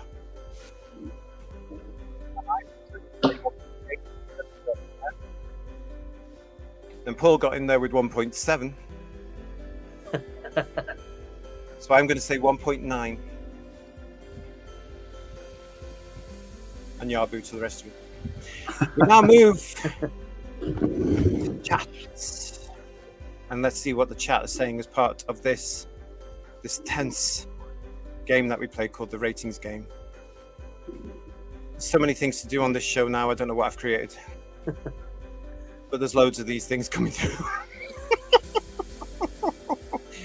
Oh my goodness, thank you so much. There's lots of them. Christian is joining us from the legend of the time-traveling TARDIS. Nice to see you, mate. Watch out, because at some point in the next few weeks, we will be doing a chit-chat with Christian here on the channel. He's going for 2.1, which is lower. Paul is saying to us here, I think Boom will get a slight uplift. We'll soon see. It's broadcast on Saturday. And well done, Kirsty, says Talons of Wayne Chiang. Medlin Funk is saying to us here, a massive 1.9. Time Lord Victorious, 2.2. Matthew is saying it's Moffat, so it'll be 3 million. Public, as Paul says, though, don't know who Stephen Moffat is. We have to see Matthew. Talents of Wayne Chiang is saying 2.5. Nicely done, Kirsty, says Cloud SSJ4. Show's turning into the Kirsty fan club. We've got here 2.5 from James Yeah, lovely, thank you. And 1.8 million gammon-faced viewers, says Jamie Knight. Jamie, they'd be lucky, wouldn't they, to get all the gammons watching, because we have lives. Frank, hello to you. Frank is joining and saying 3.1. Very generous, Frank. Well done. He's obviously desperate for a Who's Views pencil. Douglas Smith is saying to us 2.3 million. And Richard is saying 1.7. Richard, 2.8, just for Moffat's name. And Bedweir Gullidge is saying to us, our own Bedweir is saying, I heard this music in a relaxation room last week. We won't talk about any more about that, but I know he's a married man. We've got Jacob saying to us 2.3 overnight. Lisa is saying lower. Do you want to give us a figure, Lisa? You're very welcome if you want to give us a figure for that, so I can put you on the scoreboards. Andrew Gledhill is saying 2.1. And Peter Harrington is saying it might go up to 2.7. So he's going higher. Okay, 2.2 says Komodo. And Matt 532, I think it will go up to 3.0. It's bringing back the Clerics, so might attract a few more. The who? The Clerics are in Matt Smith's first episode with the Weeping Angels. Mm-hmm. Ian Glenn plays one of them. Yeah, with respect, Matt 532. How many years ago was that? And do you think the British public are going to remember? Because even I have problems. 2.0 says Lisa. Thank you, Lisa, for your bit there. And Paul Rampton is saying, does anyone care about Moffat now? Will it actually make any difference? We will soon find out, Paul. Cloud SSJ4 is 3.2 million. Mike Disney, unfortunate surname, 2.0. Grasses never look so touchable. Don't make me laugh during this bit. And we've got here Rob McCord saying 3.0. Paul Richards, 2.7. Dalek, I love you, 2.2. It's all stunning and brave anyway, says Black. Stephen B is saying to us 3 million, but only because fans will want to check out Moffat's episodes. Freezer is saying to us, Boom will be lucky if it gets 3 million. And Paul Roughton is then saying 2.1 million overnight. Limykins, 2 million. This is the big list. T-Mat, 1.9. 2.13 says, I am not a Nugget Blackheart. Dino V, 1.8. 2.2 says Graham Kirk. Noodle Arms is having a laugh. And quite right too. Ecstatic Brick is telling us, I think this episode is one of the final nails, 1.6. And Garbage, thank you again, Garbage, for being in the chat with Kirst. Boom will be a lot worse unless it's raining, of course. So Boom will get 1.9, but if it's raining, it will probably get 10 million.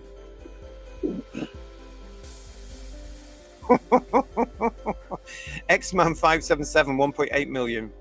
And Rose, hello Rose, nice to see you again. Methinks 2.6, possibly 2.8. Only thinking that because it's by Moffat. We'll go for your 2.6 then, if we may. Thank you, Rose. It depends on the weather. So 2.1 says Raymond.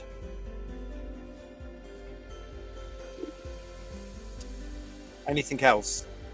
Your hair is amazing, Kirsty says, I'm a Nugget Blackheart. Thank you, darling. Freshly washed.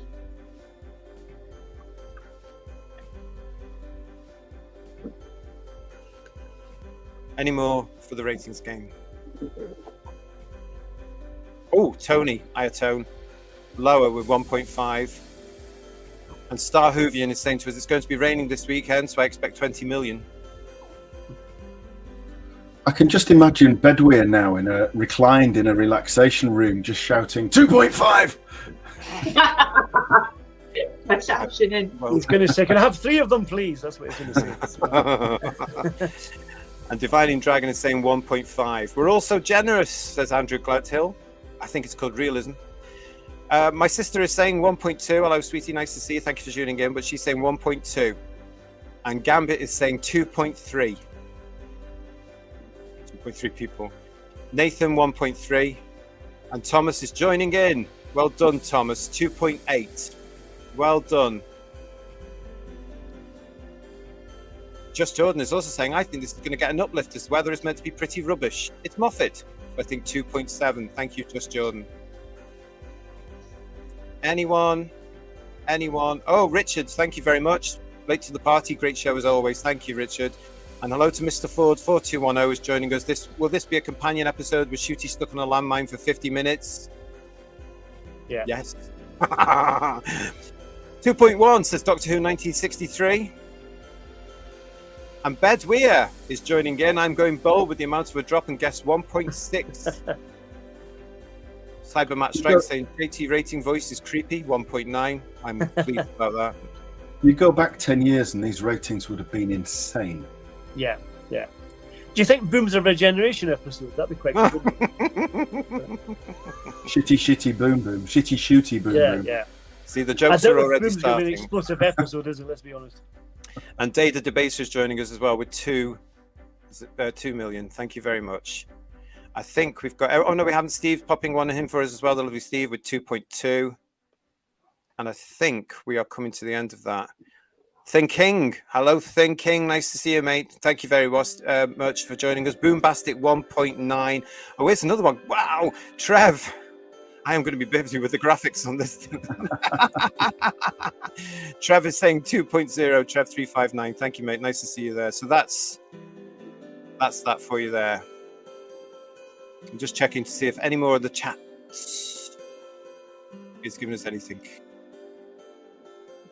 Thank you so much, everybody, for playing the game. I'm going to call it there. I think we've had that. Oh, the Doctor is joining us with 3.0 because it's Moffat.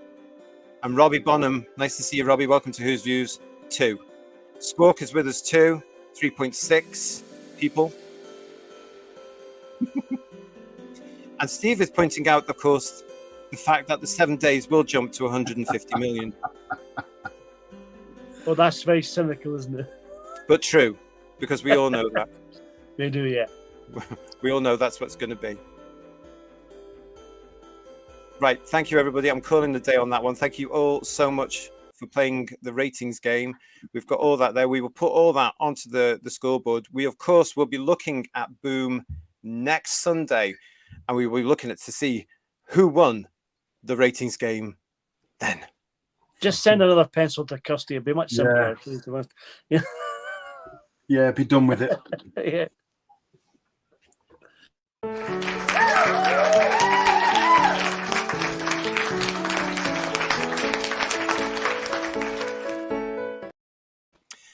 Well, what will happen there? Who's going to be winning a Whose Views pencil from the Whotastic panel next week? Interesting, though, isn't it? We are now all looking. We are now all looking at it going down for the overnight ratings.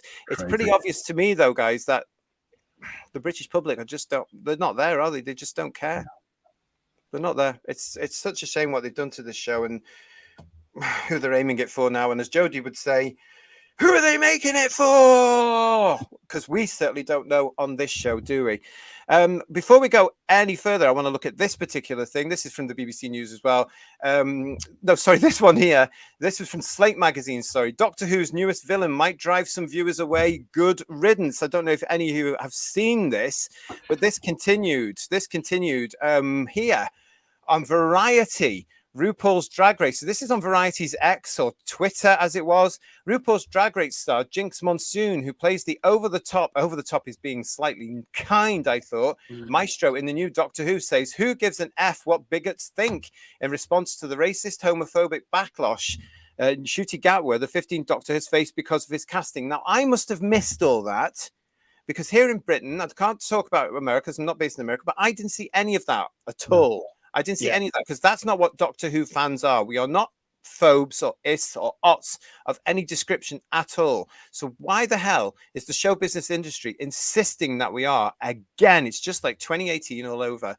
For every transphobic, racist, bigoted Doctor Who fan that we lose this season, there are going to be 3 to 5 new fans who are coming in for the representation. So to all those fans who are not fans, I say, don't let the door hit you on the way out. So that's Jerick speaking there. Did they lock the door as soon as they said that because no one's come to join them? Did we see the evidence coming in at the weekend here in the UK? No, we didn't. Let's see more about this story. This is from BBC News. Sci-fi has always been queer, he said. So anyone who tells you otherwise is delusional. And it goes through all this stuff that we went through before, sorry. But I wanted to point this out. This all ties in with this and what he was saying here. And I just thought, this is ridiculous, this whole point about this, isn't it? Because we get to this bit here. What kind of response? Now, this was from the interview. What kind of response to Maestro are you expecting from the traditional Doctor Who fans? Say BBC News to Jinkx Monsoon, Jerick. Russell T Davies brought Doctor Who to everyone. He brought it back because he was passionate about it. To the people who have issues, the show that you love was created by a queer person. Get over it.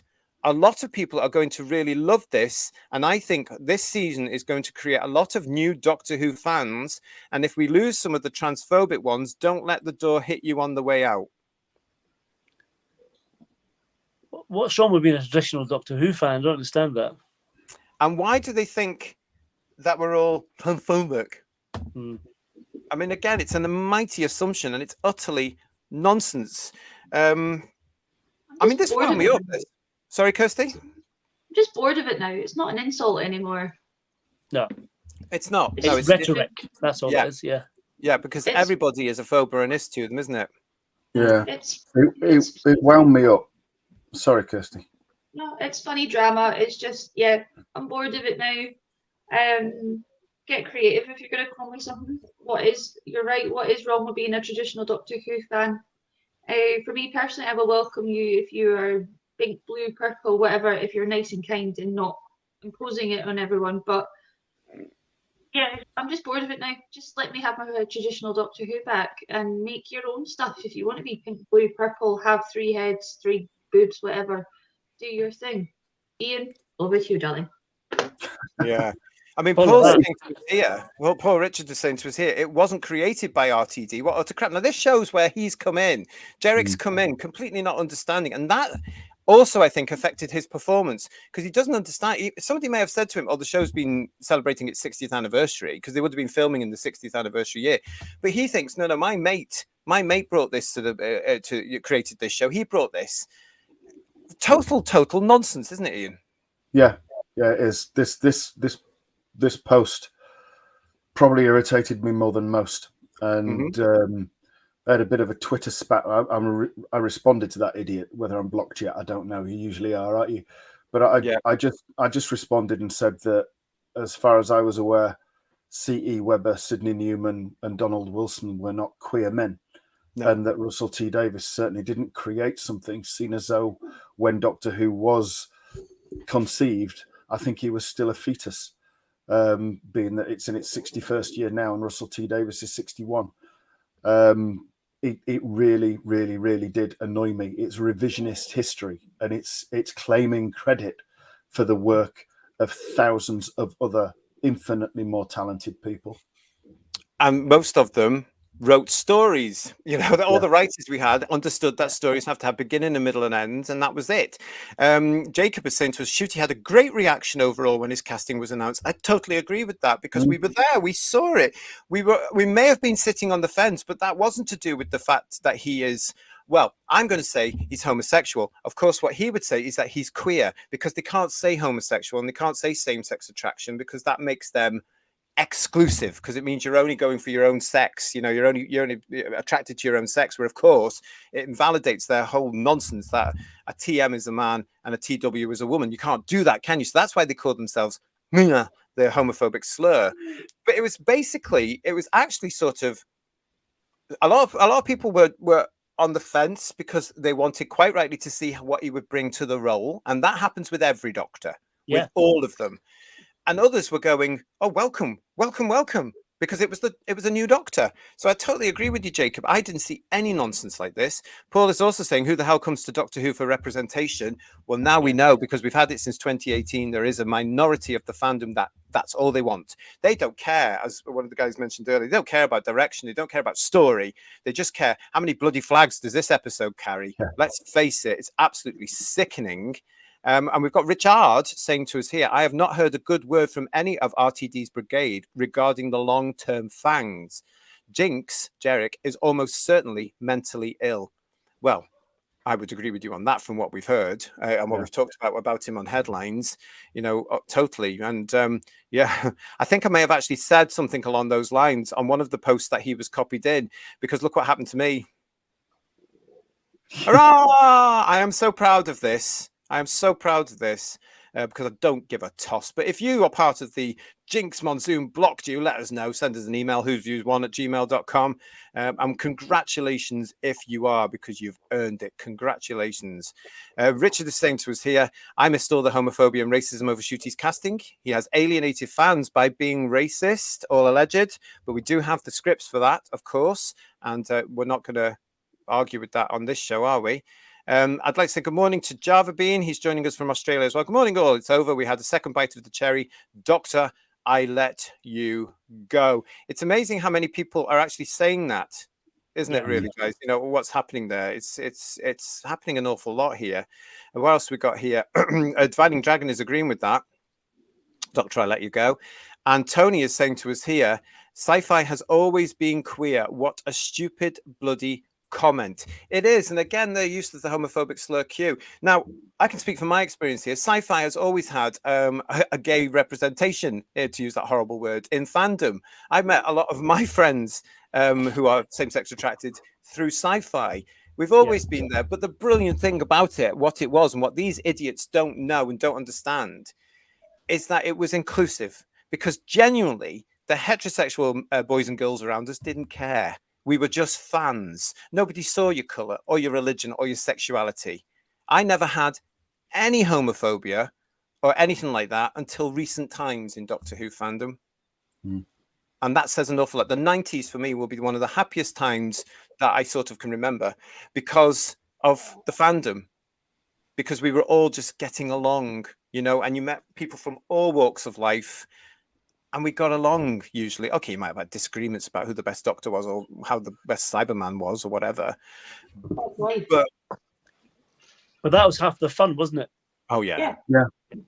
And now they're all going on about all this nonsense. They've come on, and all these people from show business, as I said earlier, seem to look at us all in science fiction and fantasy world saying it's all straight white men and they need to be dictated to and they need sorted out. I mean, look what's happened to everything. Star Wars, even the Lord of the Rings television series, representation. It's in everything. We don't need it. Just write bloody good sci-fi. It will come naturally, you idiots. What else we got here? Mark. Hello, Mark. Welcome to Whose Views. What does queer mean if science fiction has always been queer? Does it just mean odd? In British language, in the English language, of course, queer did mean a little bit funny in being odd, didn't it? There's not as queer as folk, which is where, of course, RTD got the saying for that TV show in 1999 that launched his career properly. It meant, yes, you're a bit odd. Now it just means whatever they want it to mean. It means, oh, I'm wearing black nail varnish, or I'm doing this, or I'm doing that. But also, I reckon it's also because they won't say same-sex attraction because they're trying to be inclusive when they're actually being exclusive to men and LGBT people. Do you know what I mean by that, guys? It's just absolutely ridiculous. Yes, Frank is getting us back saying RTD did not create Doctor Who. I'm beginning to think he thinks he did. And Richard is saying it's now been destroyed by a queer person in RTD. National disgrace. Nice to see you. I wasn't scared of these crazies, but they're starting to scare me. Well, I think we should be scared, to be quite honest. And Talent of Wayne Chiang is telling us, agreed, I've not seen any personal insults against Gatwa's race or sexual orientation. I have seen people fed up of it being mentioned because it's not important or relevant to the role being played. Absolutely. So RTD, if you come across this, because I know you will, knock it off. It's Doctor Who, it's science fiction. It's not your soap opera, and it's not your TQI cult drama that you obviously want to go and write. But what's the betting, everybody? We've got more to come. Well, he's only got one gear, hasn't he? It seems to. It seems to.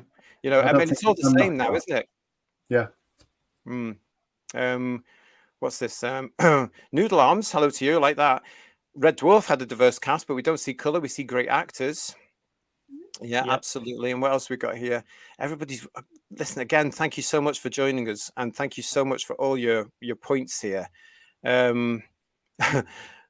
I see RTD more of a weirdo than a homosexual Komodo. It's weird, isn't it, actually? Because they're now saying, oh, RTD, like Jarrett was saying there in his article, they're calling him queer. He's calling himself queer now. 5 or 6 years ago, he was gay. Yeah. See what I mean about the whole point of being trying to inclusive? He's trying to do that. And it's just insulting to the rest of us. The Wilderness Years had better storytelling, said Robbie. Yeah, absolutely it is. What else we got here? Time Lord Victorious is saying, well, most people were happy we had a man back at the Doctor. I think that is absolutely true. I think that's true. Yes. I think everybody sort of felt a relief. And I don't think we're going to go through that again because I can't see there being another Doctor after this one, to be perfectly honest. I don't think it's going to happen. Stephen is telling us here, Gatwa has said today he's sad that fans are not tuning in because he's black and a gay man. That's not the reason. Well, stay with us. We're going to be talking about that a little bit more later on in the week. So if you haven't subscribed to the channel, please subscribe to the channel. Ring that bell because we are going to be talking about that in headlines later this week. Jacob is saying to me that's a badge of honor being blocked by him. It absolutely is. It says more about him than it says about me. And Limekins is saying congratulations on the ban, JT. honestly, I didn't even notice till yesterday. Go on, Kirst. You should get it framed. I'll get a badge. Yes. Nice big badge. That's what you want. Yeah, I'll get it and everything. Christian is saying to us, representation. I'm Asian and Hollywood and sports industry in general hardly ever touch us, and I'm okay with that. I fell for Tom Baker, a British white man who I related to. I didn't need the representation. Well, that's the point, isn't it? I mean, they go on about it all the point now, isn't it? And yet we didn't. I don't know. But it's very childish, isn't it? They don't like Doctor Who because I'm black and I'm gay. It's like that's just having a tantrum, isn't it? Really. Totally. But it's getting too much now because they enforce it into absolutely everything. And to do it into Doctor Who, we've seen it since those awful blooming alleged 60th anniversary specials, aren't they?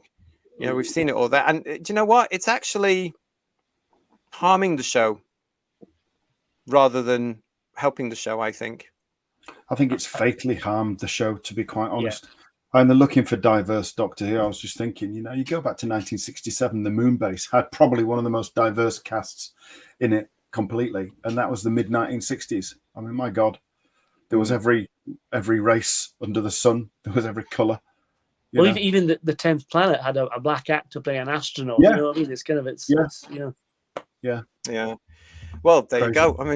I mean, they just don't understand, do they, really, what they're doing here? But forward we go on. Before we come to scores on the TARDIS doors, everybody, did you notice this lady was in this particular episode, which was a little bit of a highlight? This, of course, is June Hudson, who's a fan favorite with ours. June does a lot of these circuits. You may know her, of course, for being once upon a time the costume designer on Doctor Who. She's she's famous for redesigning Tom Baker's look and all the costumes, of course, for season 18. She also had a hand, of course, in season 17 with those beautiful operatic costumes and the costume for Lalla Ward based on the Doctor's look. I mean, it was nice to see her, wasn't it, everybody? Yes, it was. Yeah.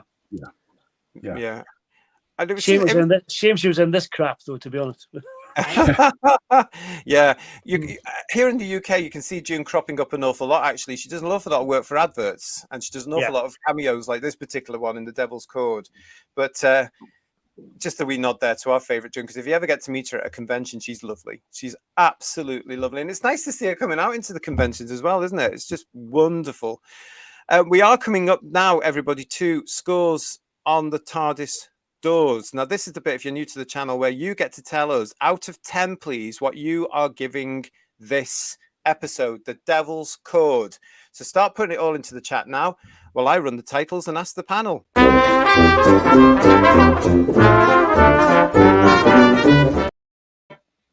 Okay, so as usual, guys, we are looking at scores of the TARDIS doors here. It is out of 10.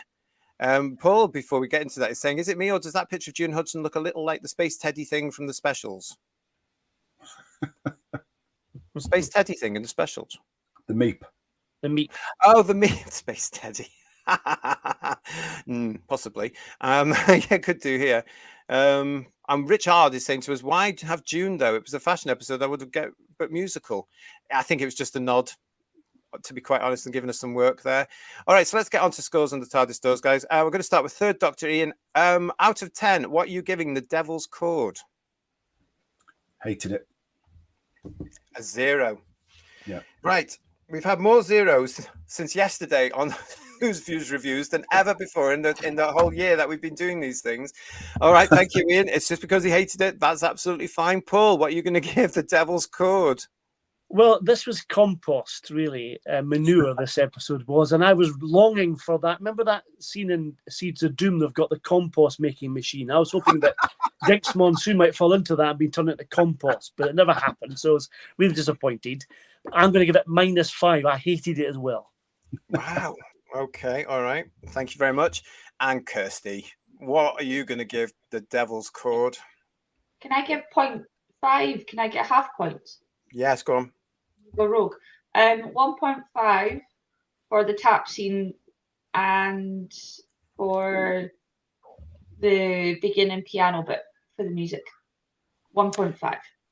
Oh, I've forgotten about that thing. Yeah, they love being clever like that, don't they? Really, you can't just have the sting and then in you go these days. They've got to I'm do. only giving it 1.5 really because of the choreography at the end. Because some of it was decent, some of it was gash, but the tap bit was decent. All right, darling, that's fine. So we've got that from Kirst. I've got Jodie's score here for the scores on the TARDIS doors as well, and she's saying only because of June Hudson. And the premise of the story could have been fabulous, but wasn't. It didn't quite hit it for us. So she's giving it a 3 out of 10. A 3 out of 10 for that one, which is very nice of her. I'm going to say here, I've mentioned at the top of the show, I found this another boring, embarrassing.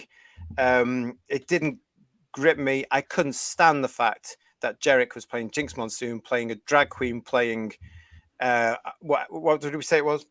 Pantheon, whatever that is. Yeah, the toy maker's son. The toy maker's son. I couldn't stand it. I thought it was hammy. I thought it was OTT. I thought it was lazy, and I just didn't like it. I thought somebody else could have done much better. I thought the script was weak. I could go on and on and on. It's getting a 0. Absolute rubbish. I did not like it at all.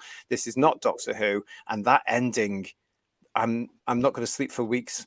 I mean, that was just shockingly embarrassing. Well, like I said, I watched these episodes, both of them at midnight on the 10th into the 11th, and I was so annoyed they were so bad. I couldn't sleep. I was raging. Honestly, I was so annoyed.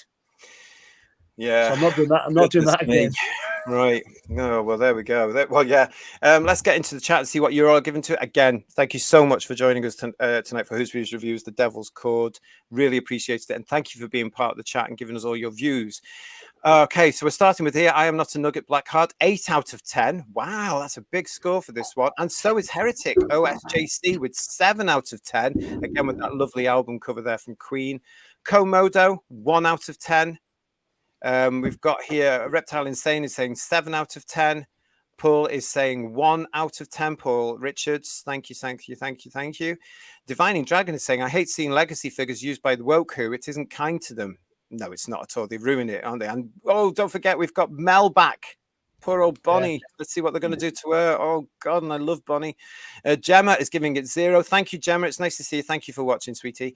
Tony is giving it, Tony Crosby saying 1 just for seeing Mrs. Mills' piano, the famous Mrs. Mills piano. It's still there as well, isn't it, Mrs. Mills' piano? I believe so, yeah. Yeah, I don't know if that was the one in the telly, because I don't think you can touch it, can you? Because it's just so worth a lot. What have we got? What's this? Matthew's saying, I've not watched it, but I've seen enough clips. Freezer's giving it 5 out of 10. I'm easily pleased, says Jamie. Give it 7 out of 10. At least he's honest. 1 out of 10 from Divining Dragon. Richard is giving it 0. Garbage is saying, I haven't watched it, but from all the balanced reviews over the last few days, I'll give it a 0 too. And Heretic is also saying to us here, I can't believe RTD allowed someone white from the history of Doctor Who on the show. Yeah. To go towards June. You're naughty. Look,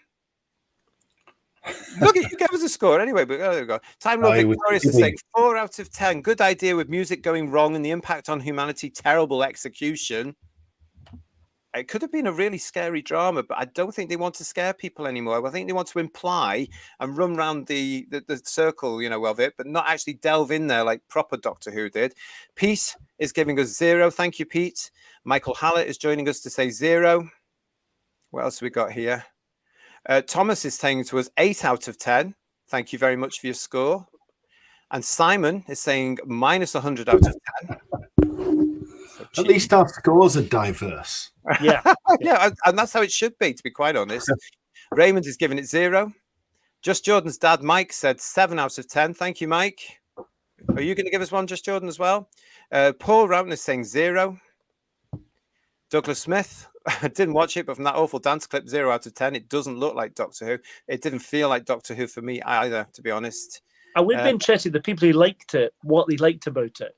Yeah, let us give know the higher scores. What the good bits for them would be interesting to know. Yeah, let us know. Absolutely, that's a great point. Komodo 1, only for the WTF element, and Limekins is saying 1 out of 10. Willing to reduce the score if the panel end on a musical number. Not a chance. I'm stuck to the sheet. Stuck to the seat at the moment. Dalek, I love you. Not watched but heard and seen clips to know. I would give 0 out of 0. Jacob RM is saying 3 for me. Thank you, Jacob. And the Thing King 2.6, and I can't think why. It really makes you appreciate episodes from classic Who that are considered bad, like Time Flight, or people think Delta and the Bannerman is not very good, things like that. And these episodes are amazing in comparison. Absolutely amazing. Yeah, absolutely. And they get higher scores with us on the panel, don't they? They certainly will, yeah. When we return to proper Who and the reviews we're going to be doing there of 26 years of glorious time travel, how much more we appreciate them. Just Jordan's 3.5. Sorry, Ian? No, it's all right. Delta evoked the 1950s so much better than this evoked the 1960s. Definitely. Yeah. Well, they were able somehow, as I said in the show, Remembrance of the Daleks captured the 60s somehow. Yeah. Whereas this one didn't really capture that flavor, that feel. It was just gloss. Yeah. You know what I'm saying? Mike Disney, thank you for that. 0 out of 10. Okay. And the Doctor is giving this one a 2.6. Thank you very much. Thank you for that. Anima Mundi 641 minus 666. And Garbage is saying slightly better scores today, only slightly. Absolutely. Yeah. Not shared by the overnight rating, though, where it went down. It's interesting, isn't it? And Dino5 is saying 0. Totally unfab and absolute crap again. Any more for any more? Oh, yes, we do. We've got David coming in here. David Gulvin. Thank you very much. 1.5 for helping me fall off to sleep in my chair. I was nearly there as well, David. I have to say I was so bored. I was just... Yeah, so I'm with you on that one. Yeah. Frank is also saying 2 out of 5, but didn't like the dancing at the end very much. It was so out of place. It was just as though it was just forced on, wasn't it? Hacked on, yeah. And it was too Glee. I mean, Doctor Who's supposed to be, I don't know, a bit more smooth and slick than that, because you don't just turn into in Buffy the years ago, they got away with it because it was some sort of demon, wasn't it, that was making them sing. This one was just, oh, let's just go camp for a minute. Absolutely rubbish. And Hugh Janus. Yes, I was so looking forward to him saying this name. I've been watching Doctor Who since the 70s, and I'm phobic of all this forced in woken shit.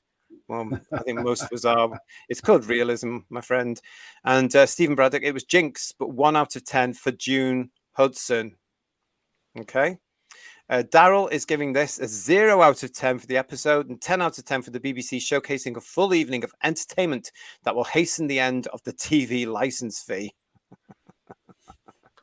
Yeah, he's got a point. He's got a point because for those of you outside the UK that don't know as well, the 2 episodes of Doctor Who, when broadcast on BBC One on Saturday, preceded the latest Eurovision Song Contest, which we spoke about in our Space Babies review, and it hasn't gone down well. It's had so much criticism today for various reasons, and all justified from what I can tell. They're going to have to really up their game for it next year. Honest. It was just unbelievable. Let's have a look. Anybody else got any scores? What's this? Rose is saying to us, 5, possibly 6 out of 10. We'll go for a 6 then, if you don't mind, Rose, with that one for you. We'll up it for you. Thank you very much. Let's have a look. And Millywig Z. Nice to see you, Millywig Z. 3 out of 10. That's quite good, actually, compared to some of these scores, aren't they? Thank you very much. Cloud SSJ24 is saying they might have thought that what's that diegetic piano intro was clever, but it reminded me of Spaceballs. Too bad that was a parody and yet wittier than this. 5 out of 10. Okay. What else? Oh, Wild Hunter. Nice to see you. Welcome to Who's Views. 2 out of 10.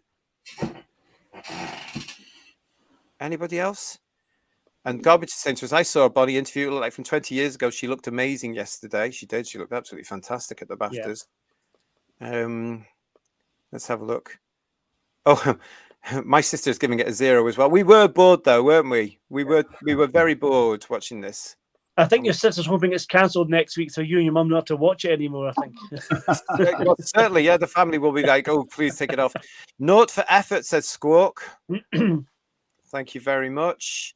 And we got any more? The Doctor. Oh, we've had the Doctor already, haven't we? Yeah. Saying skip the musical number because it was embarrassing. It really was, though, honestly. Thank you very much, everybody. Are we coming to the end with all your... Has anybody answered Paul's question of what you liked about it and why we got any... why you gave it big scores? Here we go. Heretic OSJC. Thank you so much. I like Shooty and Millie together. Nice chemistry. They were respectful with the Beatles. The Doctor flashbacking to classic characters. Did he? I like the background sets and the premise was good. Oh, do you mean the reference to Susan? And Tortoise Lane. Over there, in Shoreditch. Yeah. Okay. Yeah, I'd forgotten about that actually, but yeah, you're right. I thought those bits were okay, but I'm not sure why they're there though.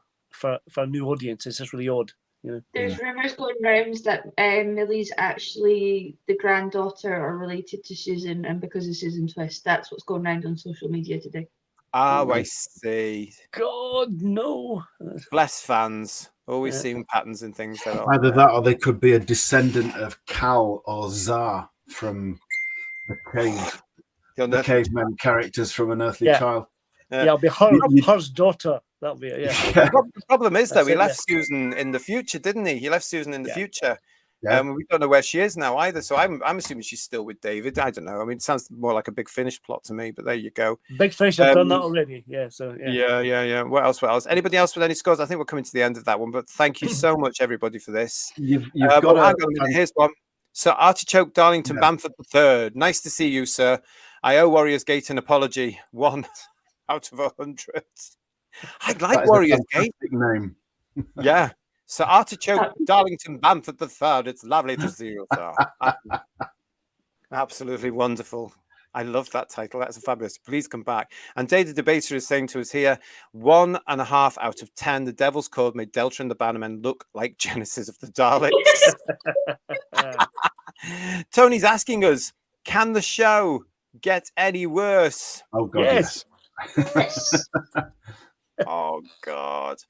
And Just Jordan is saying to us here, I dread to think what the hell of this idea of Welsh folk horror is going to be based on these two and the lack of any real scare factor. Maestro will be back. Yeah, I hate to think. What's this from Ken? Hello, Ken. Nice to see you. I like that. It was finite, isn't it? That's how you say that. Sorry, yeah. I'm getting tired. It's getting late. It's been a long day.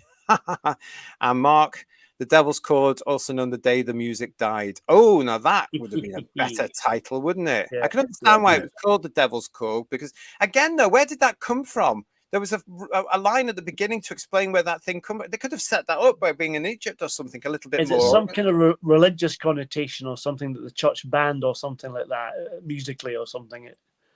Yeah, I didn't get it either. See, again, rush. Wild is saying to us here, I can't believe there would ever be worse episodes than the Licorice All Sorts monster with Sylvester and Bonnie. Well, Sylvester and Sophie. Yeah, you're right. Yeah. Okay. Any more for the scores on the TARDIS doors? I think we're going to say no. Oh, hang on. Thomas is asking. Oh, brilliant. Thank you, Thomas. I love Maestro's acting. So Jinkx, i.e. Jerick, love the Toymaker continuation. I wish they played more on that, though, Thomas, to be honest, to bring it home a little bit more for those people that had actually watched the 60th anniversary, because that could have been a proper build-up, couldn't it? And a little bit of drama there. Yeah.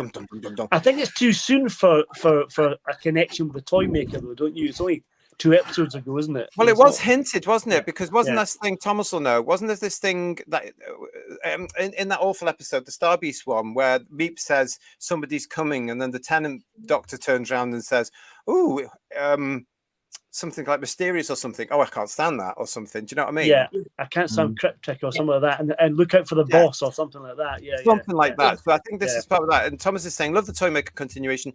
Some great action within the episode. Love the Susan reference. Loving Ruby and the Doctor's chemistry. And fantastic London destruction element. It was a lovely set that they did there. Yeah, that was nice. Yeah. It was a nice set. I'll give them that. Absolutely. So thank you for that, Thomas. That's why he's given it a nice mark there as well. Let's have a look. I think with reference to Susan, yeah, I think with reference to Susan, and he was talking because we touched on this last night when he mentioned genocide, and I'd thought that if it had been filmed later, it would have been referring to Gaza and the wicked Israelis from their perspective, obviously. And I was thinking about it. I was thinking, where's Gatwa from? Rwanda. Where was there a genocide?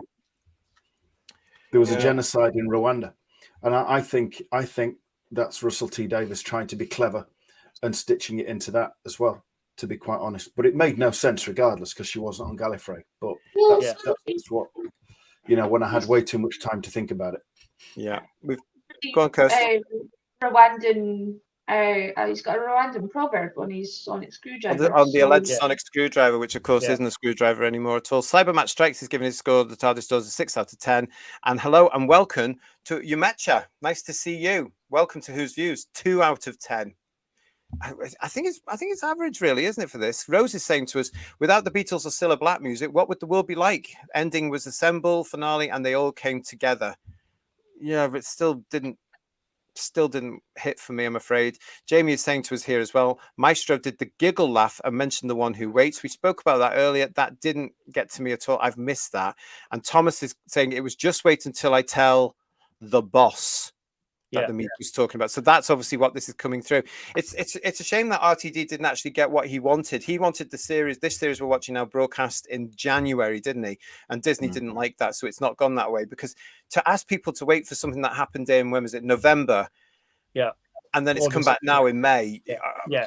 Only the diehard fans are going to remember things like that or even be interested in it. So again, it's a bit odd. To hook it together, need to be closer together. That shouldn't be in January, shouldn't it? Like you wanted. Yeah. But, well, as I've said before, I reckon he's going to get his way this time round. I think it's going to be. Phil was saying to us, I think, wasn't it? Or was it Phil Bedouin was saying to us that he reckons the series will either be the second series will be put out at the end of this year, or I think they'll put it out in January next year to try and tie things up a bit more. So we might get it sooner than we think, the second series. Thank you very much, everybody, for that. It's lovely to see you all. I'm going to close the TARDIS door on that particular one. So thank you very much for all your scores on the TARDIS doors. Very, very interesting indeed. I'm sure we'll all agree. What's coming up on Whose Views Reviews next time?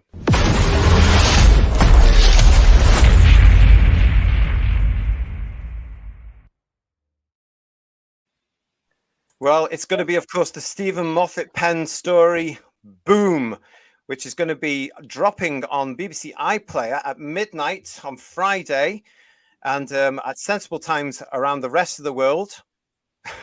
It'll be on BBC One on Saturday, the 18th of May. And we will be back here on the channel on Sunday, the 19th. Actually, I've put 7:30 there. We're going to move that to 8 o'clock because Paul's got a life. So we're going to move that to 8 o'clock on How dare Sunday. he? How I'm very sorry about that. Yeah, I'm going to touch grass for the first time in ages. That's what I'm going to do. Let the side down there having a life.